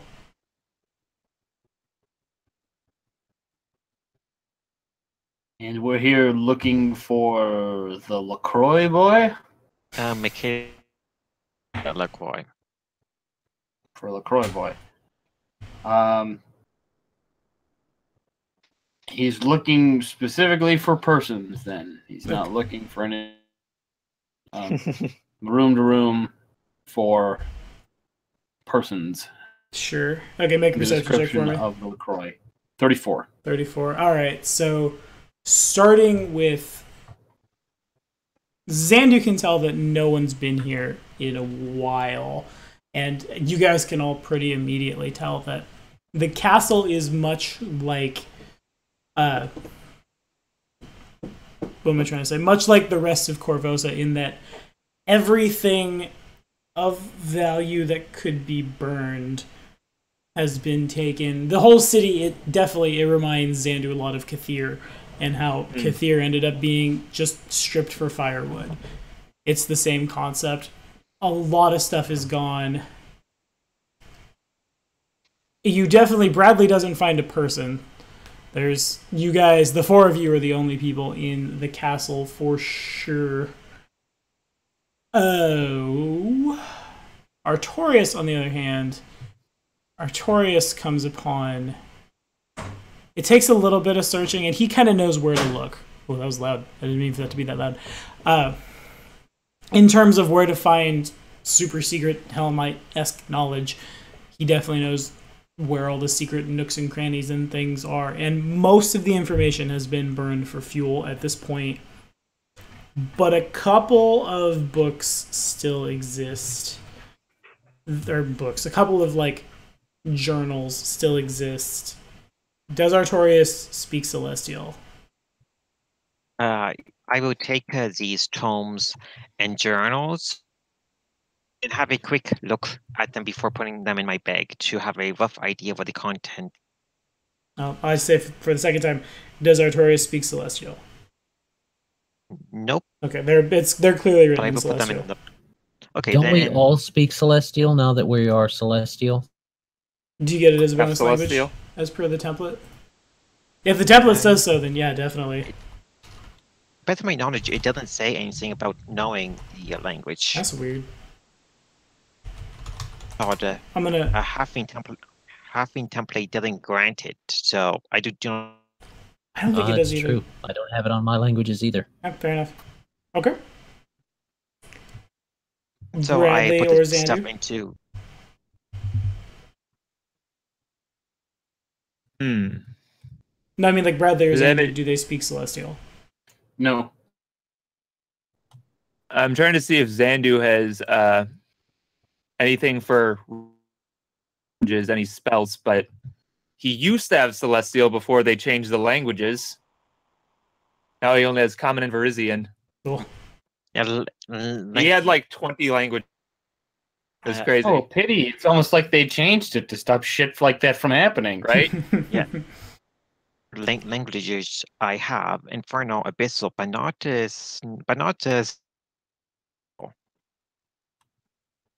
Does Zandu have languages. Young one, do you know how to comprehend languages via magical means? There. Unfortunately, no.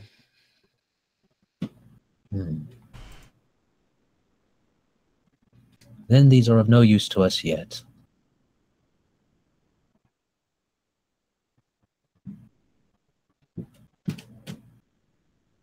It does seem that the tomb of a home seems it will be what Artorius had previously mentioned. Adam, remind me what exactly was Xandu, excuse me, what exactly was Grey Mantle looking for? He was looking around in a similar Xandu was doing. Okay, yeah. He was looking for signs of life and where that life was, if there was any there.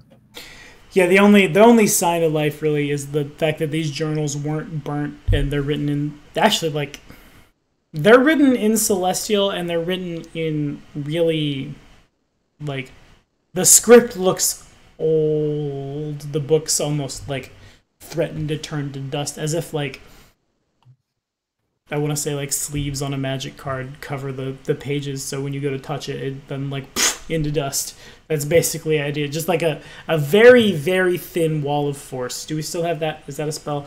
Covers the page so you can turn the page. Tommy, this is going on lark. Donate lore or even society to make out some of the things written in Celestial. I would assume my character would know a bit of Celestial at the very, very. We can. I think Celestial. You can use society as a skill check to like help interpret, but it's going to be difficult to decipher. Is that how that works? Yeah, anything. I mean, something had to. Generally, anything related to linguistics used in 1E for society use for the most part, or one of the knowledge check. Yeah, you can. Okay, sure. It's a society check. Okay, I will roll that then. I've got a 32, so Artorius reading a bit of knowledge he would have had learned in the Order of the Gate. I think I can make details, but without actually knowing Celestial, I can only make out rough details. Yeah, you get decipher writing check, which is under society. You get a Artorius gets the kind of gist of what's going on in the book. You definitely don't speak the language, but you can pick up really and it takes 1 minute per page, by the way. Okay, fair enough. How far do you want to go in it then, Donald? So how pressed are we time? How pressed for time exactly? Because the longer I read this, I may make out more details, but the factor I can just put it and tell you rough knowledge what I can make it. Okay. Press for time's kind of up to you guys. It's hard to say. With that perception check, so there's no one in this castle? Just the four of you. Not even undead. Nothing but undead. Not even undead. Literally just the four of you. Alright, let's get out of here. There's nothing here. Mm-hmm. We've still got most of the day to look. We've only spent a few hours of the day. Of course, that really doesn't matter when you're dealing with existential time warping. Yeah. You know what? I mean, we explored what we figured was likely options. So maybe it's time to take the secondary. Why don't we follow after what the little ruddy guy was pointing us towards? Maybe what we're looking for isn't even in the city. I want to check the armory. We may find additional women that they haven't took yet. That's possible. I mean, we're effectively. So we may find a few pieces of equipment left over that the guards didn't take with them. Unless Yeah. you know of any hidden that might be within the armory for the stuff. I don't think that we'll have anything. I have which going to be using, and then blacksmith. It's if it actually applicable or not, which I don't think so. Mm-hmm. Oh, Joe made it. Donate lore to. Or no, he didn't. I thought Joe made it. I definitely watched all the hangouts flash around. Never mind. Tommy, to find the cache in the armory, would a lore Hell Knight be able? You definitely probably could. But the first question becomes, how long do you guys want to let Artorius translate? Based upon time we are reading, it would be about a minute. That would be how much?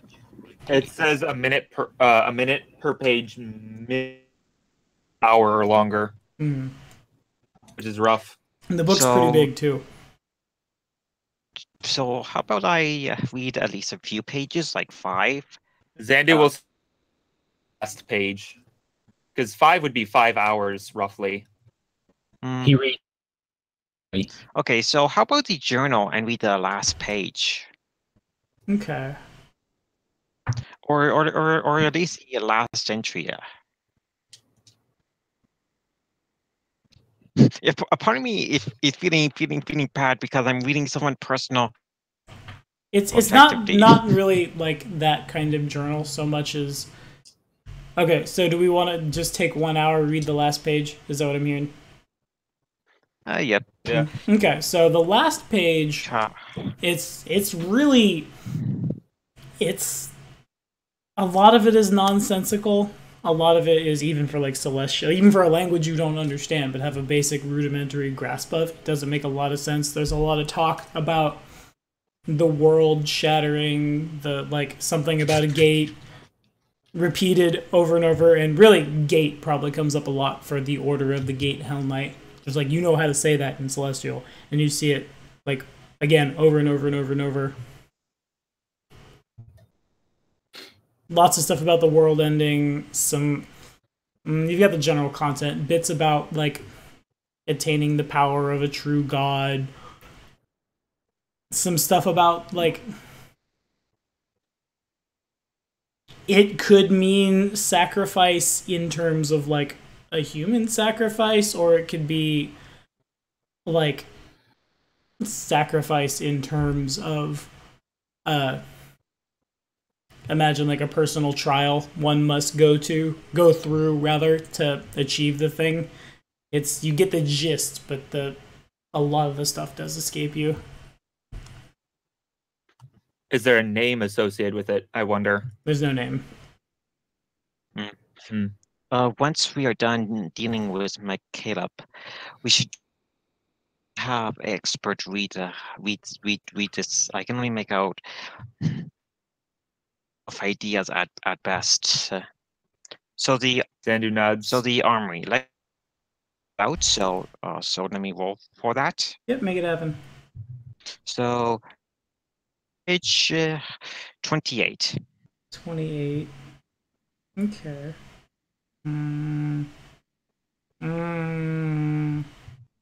Okay. That's that.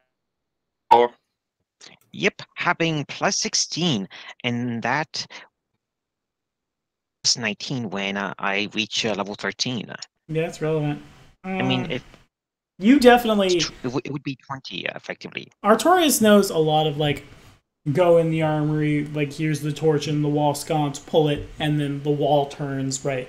And then here's more of the better gear and stuff like that. And it's not hard for him when you guys reach the armory to just turn the place over, but there's nothing left.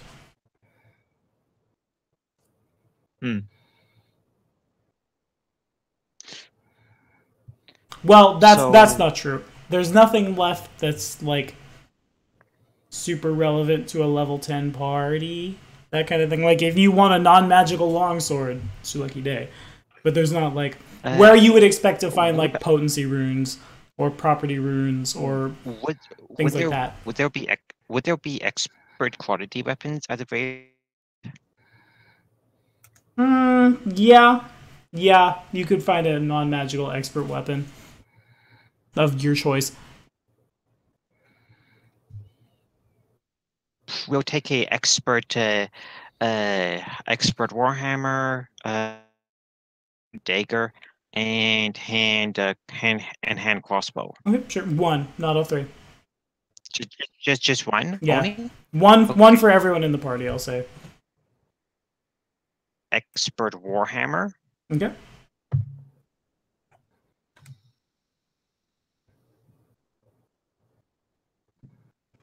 I have no need for weapons. Well, he would say, I have no need for any more weapons at the moment. Anything at all.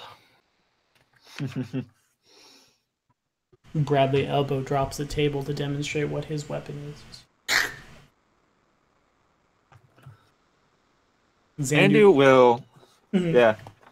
Is it possible to get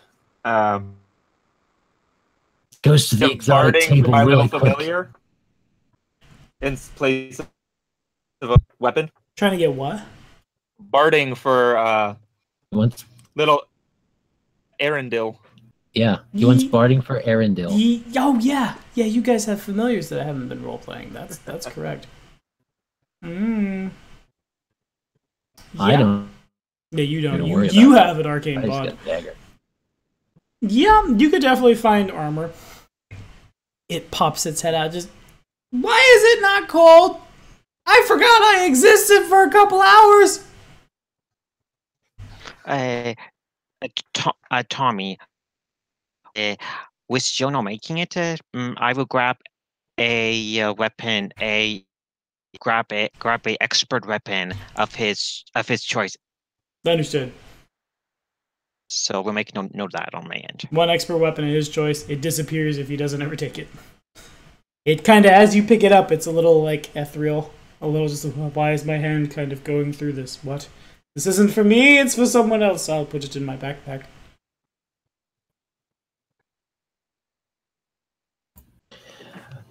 It seems that this is a dud, as far as what we're looking for. It feels like the biggest So I piece of suppose- information is something you can't read. Yeah. We should. What time of day is it exactly? 3 hours have passed because it took you an So- hour to manipulate that. So what time did we came into the city at? So roughly, what time of? It's getting kind of late. You guys could probably go for another couple hours before the dark sets in. You all have dark vision anyway, so another couple We hours before you can. get tired.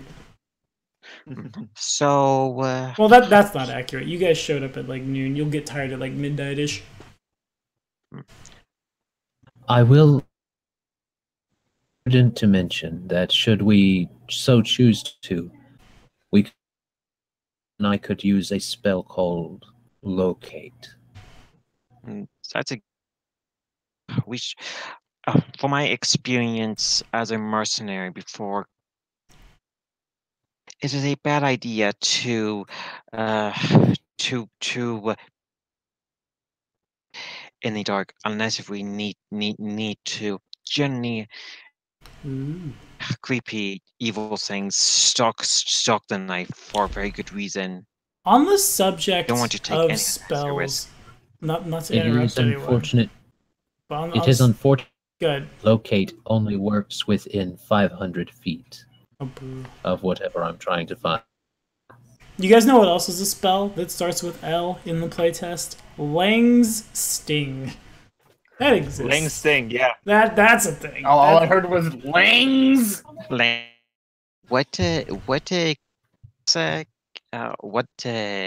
list is it? I wish I could tell you. It's really hard to tell. It's a cult. Colin just. I mean, you cult, gotta pay a cult. attention. Ah, oops. I can't. That link literally. What did you do then? That link literally just said. You inviting people? No. I tried to copy the text from Bling's Sting and put it in. So on the divine spell list. So it's on the occult and divine appearance. Nice. That's super cool. Interesting. I didn't know that. That's gonna be relevant. I'm gonna cast that at Xandu As well. a lot. Looks like it's on everybody. Huh. Let me see if it's on primal. I can't see it being on primal. No way. It is. It's on everybody's spell list. That's cool. Do I have lang spiders? Are those creatures in the playtest? Yes, they are. Ha ha. CR13 uncommon. Why are they common? They're an extra dimension. They're uncommon. They should be more than uncommon, right? They only come from Ling, so I think so. I feel like rare. Interesting. I'm trying to think because what's his name gets divination, but it's actually not on the spell list for anything in. Closest thing was like augury or something like that. Yeah. I was looking Probably. too. I didn't see any spells that I would know be beneficial as far as locating this dude. On that note, And I don't know comprehend languages, so really quickly, can I I'm gonna relaunch Roll20 because Krakens made it too. Krakens are uncommon CR18. That's cool. Nice. Oh, Can I real fast from Urbody as soon as I load my initiative tracker? I think I'd like a perception check. Adam, when magic spell in the situation, if we did manage to get to actually that or some sample, it would be next of kin or appropriate knowledge like that by asking questions like that. As soon as my Roll20 loads in, you guys, what's happening is as you guys are talking in the armory. Yeah, Roll20 for me either. Potential critical success with a 37. Ooh, nice. I don't think you can critically succeed on initiative, but it does. It's not trying to stealth. What's gonna happen is, as you guys are talking and conversing and things, you guys, you notice, you all definitely notice, especially Xandu. Xandu can kind of feel it in the back of his head. This is not where it's happening, but he feels in the back of his head that like reality is beginning to tear itself around you guys, and it starts out being just like the size of like 2 or 3 of your fingers, yeah, and it rapidly expands upon itself until a bloated purple spider crawls into the room. This fight's going to be theater of the mind. I didn't know we had leg spiders. I want to break them out. I'm gonna put initiative on a notepad file because my Roll20 is being stupid. Kane has a 37. That's a very fast initiative. That's gross. Those things that came in here. Oh, we are running in. You're rolling perception. Perception. Yeah, perception. Because no one was sneaking. You can't roll stealth, so it's initiative. I've got a 27. Okay. Perception is 5. It feels odd not having dex to the wall. Did you say 25? No, you gotta be good at spotting shit. Well, at the very least, I get to use my perception for my initiative now. Did you say 25, Donald? Yes, 25. All right. 2. I don't know where the hell my third D8 went. Xandu has a 31. How am I gonna punch people like a D8? God damn it! There it is. Xandu has a 31. 31, gotcha. And I add 21 on my perception. So I add this. I couldn't get Roll20 to open, so I just opened a random from wizards.com. I'm cheating on Paizo. I'm sorry, Paizo. You are. It's a random dice roller app from WotC. Fails. Didn't even roll. Oh, I hit reset. That's why. Tommy? What type of GM are you now? The GM who got a 38, which is one better than Kane's 37. Haha! It feels like I'm cheating, but I'm not. All right, what can this bad boy do? I feel like you're cheating. The four of you are all at cardinal directions of this gigantic bloated purple spider. I think I want to focus on Xandu. Yeah, Xandu's the one we don't like. It begins... Xandu is disguised, by the way, so can it tell it? Can I? I can. Yeah, I can. I have detect magic. I imagine I can... Magic, but that doesn't necessarily disappear through the disguise. It all I didn't. different soul signature now too. I didn't have anything like True Sight or anything like that. All right, fine. I'll Please attack just- all of you. Jesus. Fine. Yes, I Do can- it. You All hit right. me. Starting with Donald is what we're going to Okay. do. I'm looking. I had a 24. This is going to be awkward. Here we go. The ling spider reaches out and bites at you. Oops, I typed that in the result column. D20 plus 24. I have a 31 to hit. That hit right on the money. Nice. Okay, fair enough. Then that means I do 2d12 plus 12. That feels weird. Not that I don't like it, but rolling more than 1d12 at once is strange. 23 points of damage. Plus Please make a 12 fortitude. feels like a lot. 23 points of Wait. damage. Make a fortitude save. Okay. Wait, so 23 and then for 2 save? Yeah. You know, usually I say it's like the Tengu that is the best race in Pathfinder, or anything that buffs Dex and Wiz, but I'm starting to think it's actually the Dwarf. It's Con and Wiz because of how strong Poison is in this game. That you can't be pushed around. Just try and Unfortunate- shove me, I dare you. Save, it would be 33. 33, alrighty. Oh, I'm looking at a Lich. That's why I'm like, where is my anything? Do I have the Lich has frightful presence? I don't. Bestiary is put together real weird too. I know it's like a playtest one, but it's like everything is everywhere. You The got new game system. Congratulations. something in the 20s, Donald? Graduating to not knowing how to do anything in a game. So 33. Yeah. 33 passes. So the spider, like, its fangs pierce through Artorius's armor, and they like it hurts. It doesn't feel good. The wound immediately begins, like, your chest kind of seizes up a little. You can feel your chest get really hot, and like the heat begins to radiate.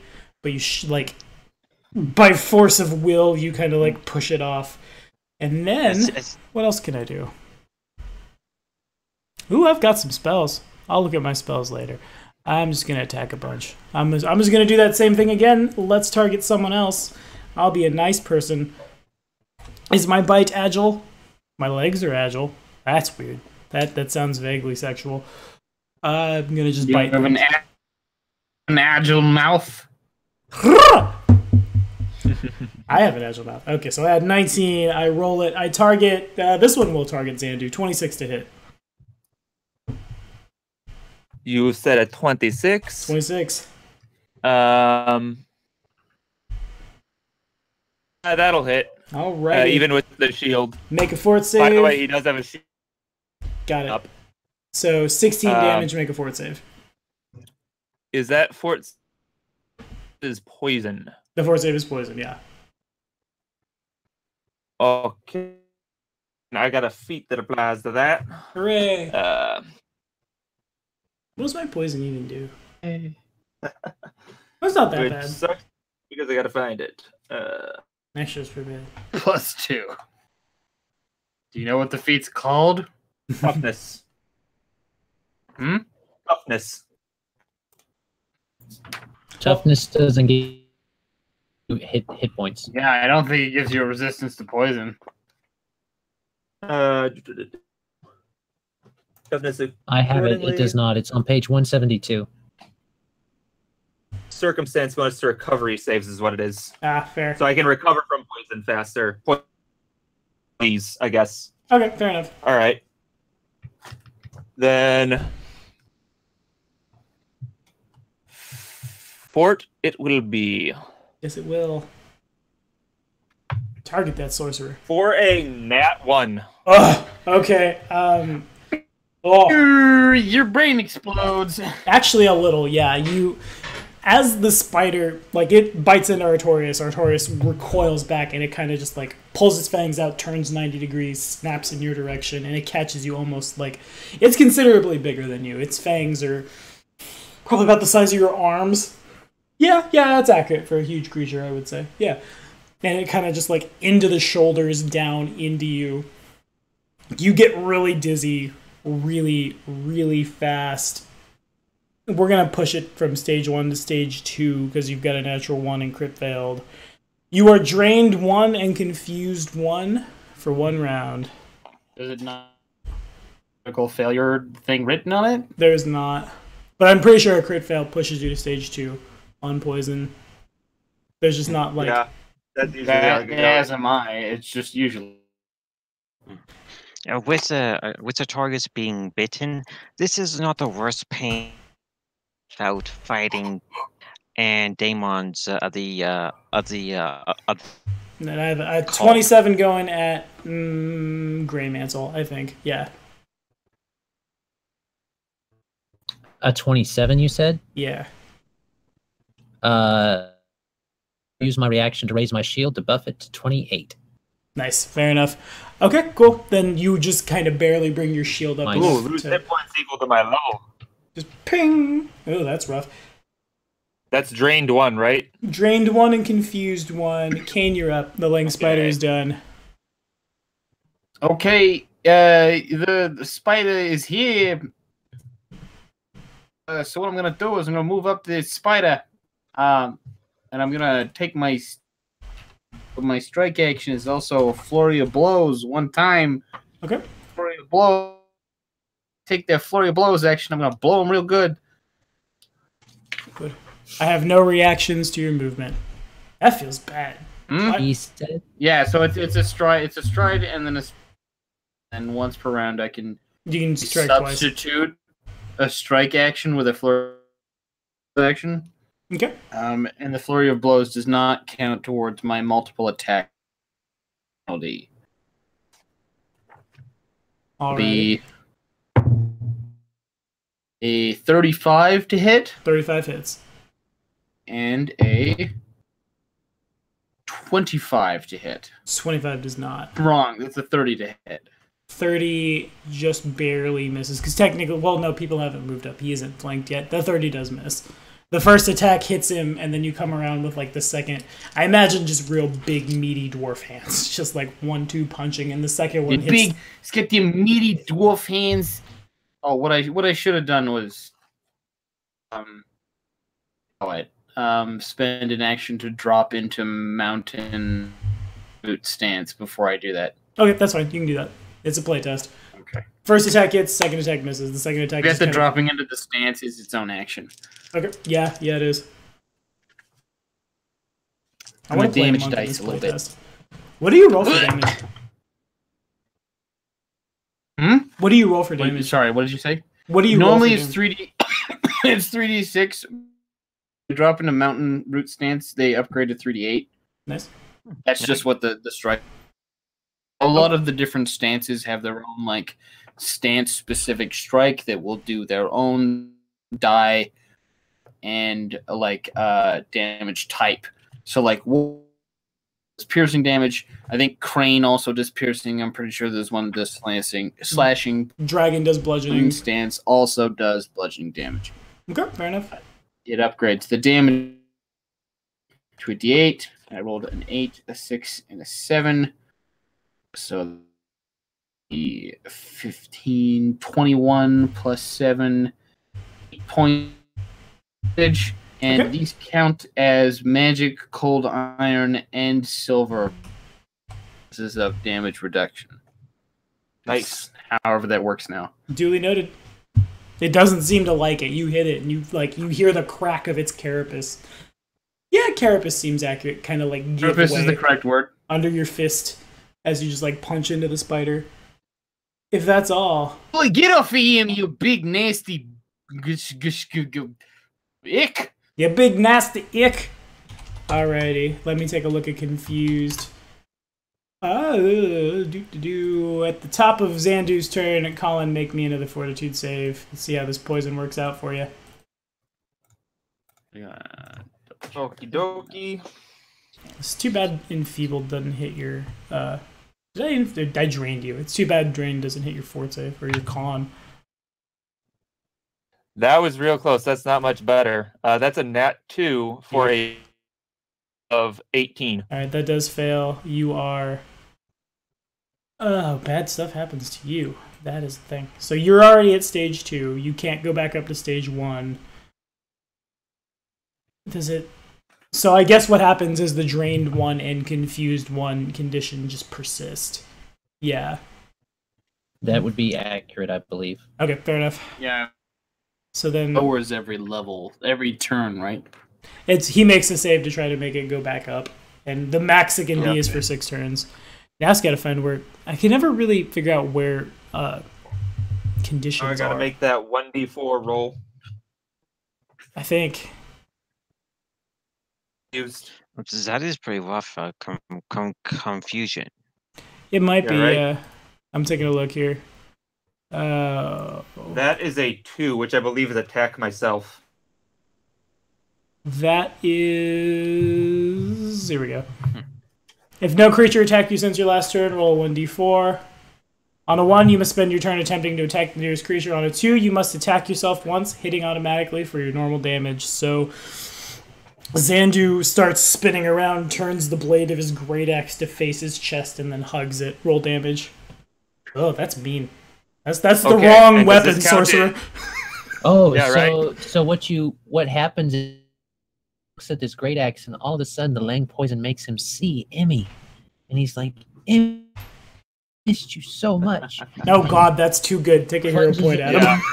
Wow, that's real good. Plunges And, it in, and we all think to ourselves, "It's always those we love the most that hurt us." Yeah, it's accurate. Quick question: Is that a is that count as two-handed, or is a weapon which can be wielded both ways? It's a great axe, so I don't think there's any mechanical benefit for you don't strengthen It enough. has. Because it's either but it's either a 3d8 or a 3d12 damage. Oh, because it's a dwarven Plus war axe, strength. not a great axe. Yeah. Okay. Yep. Which You're which weapon? confused. I will let you. Did you have shield cast? Yes, I did. Then you're holding it one-handed, because if you cast shield, you have to hold the physical manifestation. No, you don't. Oh, Shield you takes don't? No hands. Oh, okay, it's two-handed. Nope. Wouldn't he hug Emmy Two-handed. with both hands? I'm just Yeah. You aren't wrong. Okay. 3D. Somebody keep track. I got to roll a bunch. I got to roll 3d12 and a d6. Oh my god, That is rough. that is not. I think that's the only thing you do, right? 4. Yeah, 1 round All right, 4, action. That's 8, 8, 4, 2, 14 so far. 6 20. for max on the 6. Oh mine, bad. So you said 14 Total of 20. damage. Yeah. Okay, Well, that was fun. gotcha. All right, what you got, Adam?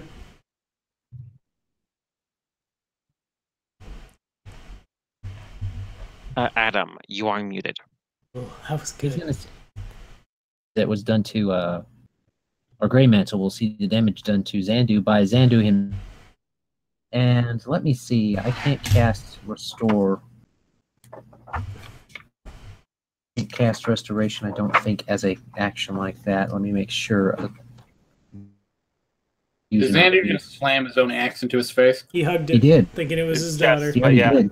Ugh, Emmy. that was good. That was very good. Yeah, that was really good. Oh man, is it 10 already? Oh, Jesus. restoration takes 10 minutes. So he's just going to have to do. So do you want me to roll that, or does he roll his own heal? You can roll it.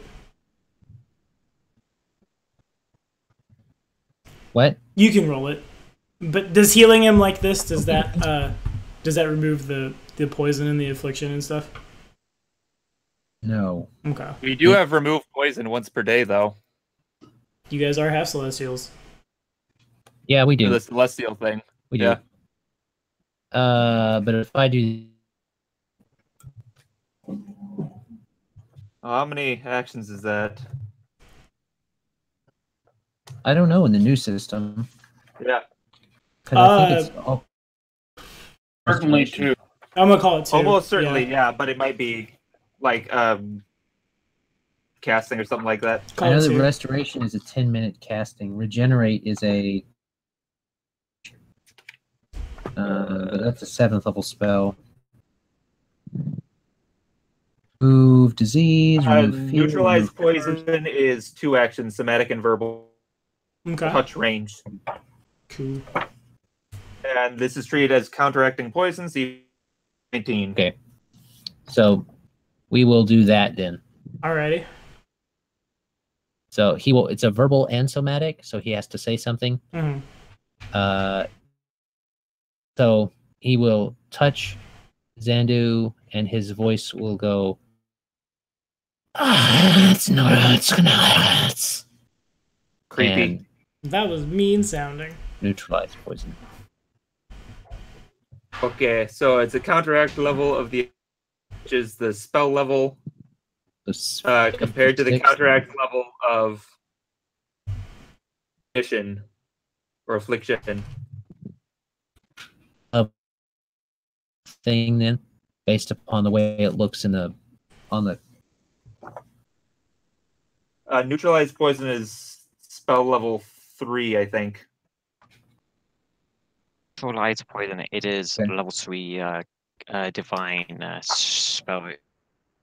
Exactly. If Sounds your right to ability me. is higher than the counteract level, you automatically. If it is the same level or lower, you must. Medicine check? Succeed a check using the relevant skill against the DC of the target effect. So I think that would be your spellcasting roll, Casting or not medicine? the DC. But you're casting a spell, so You did just say skill check. Yeah, it said skill check, Yeah. said- not.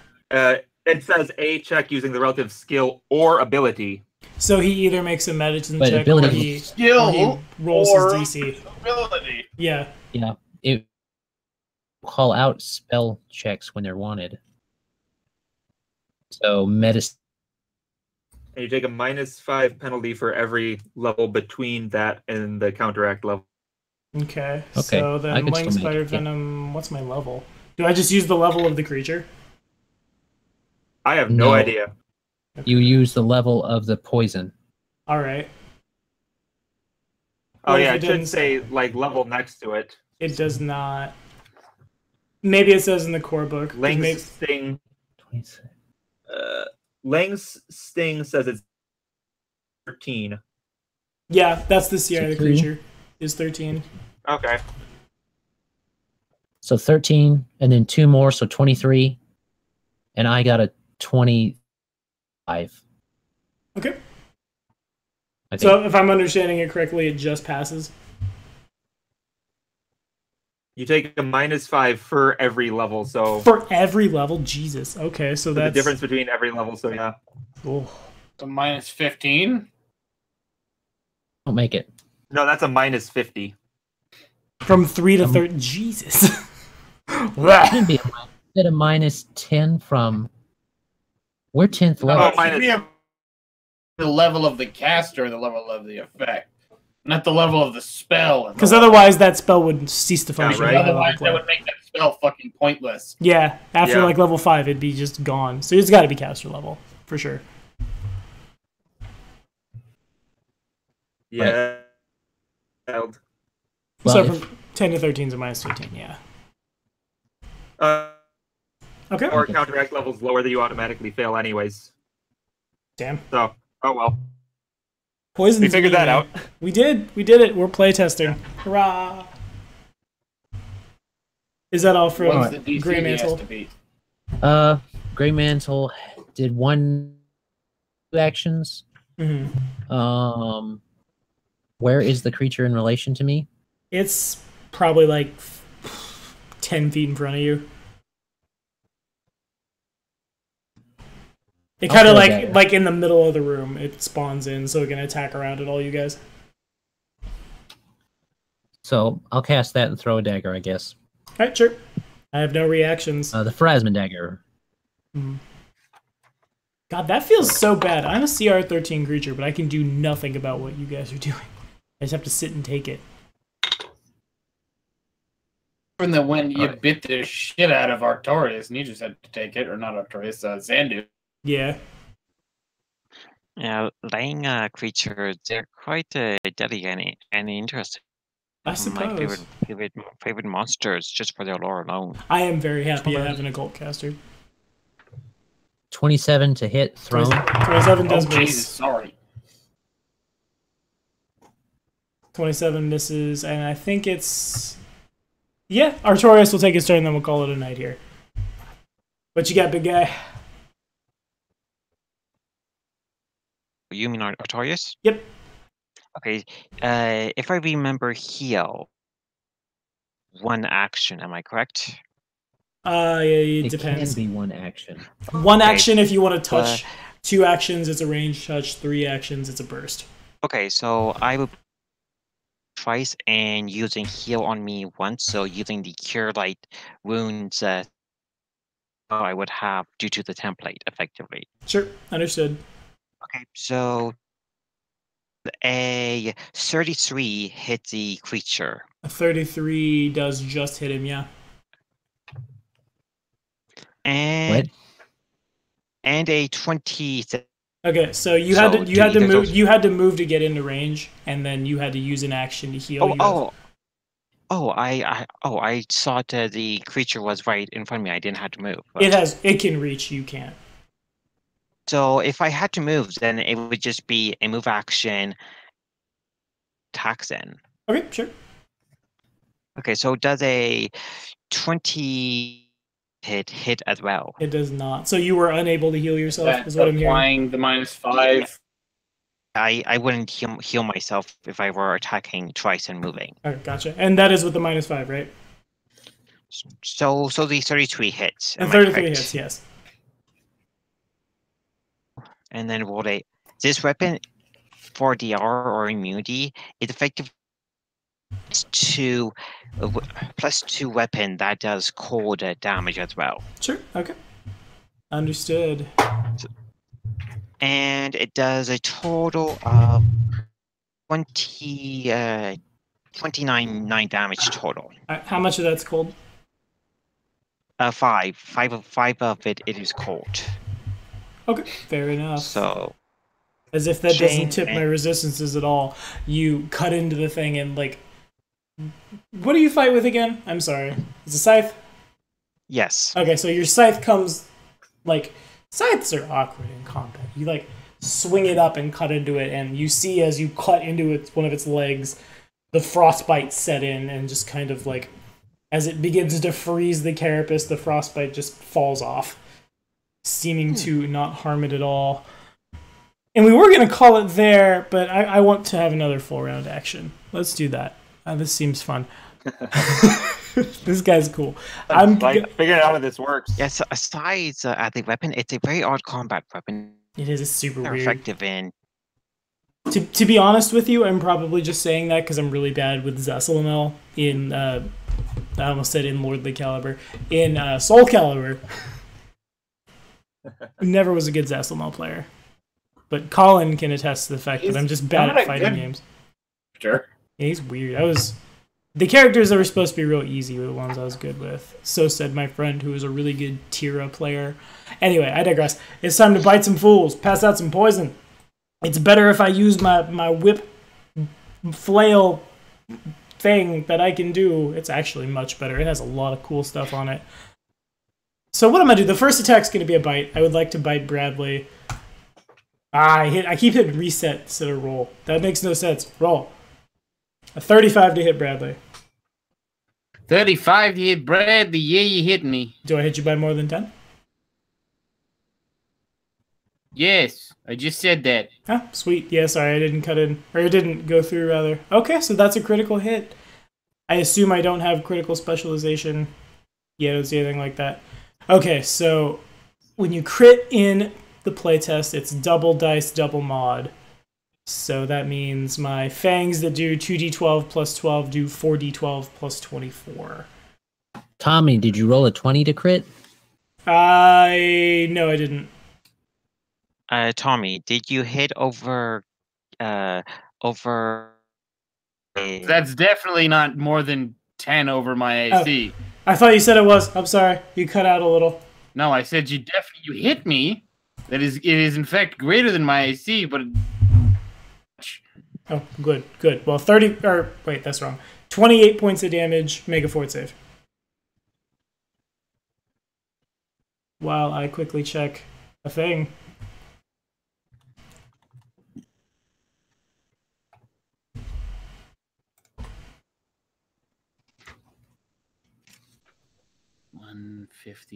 There it was.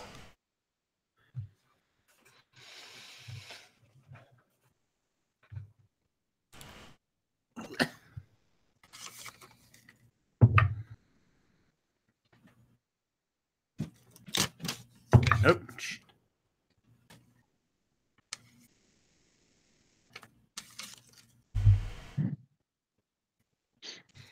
I don't know if it cut out or not, but did I get a fort save from Kane?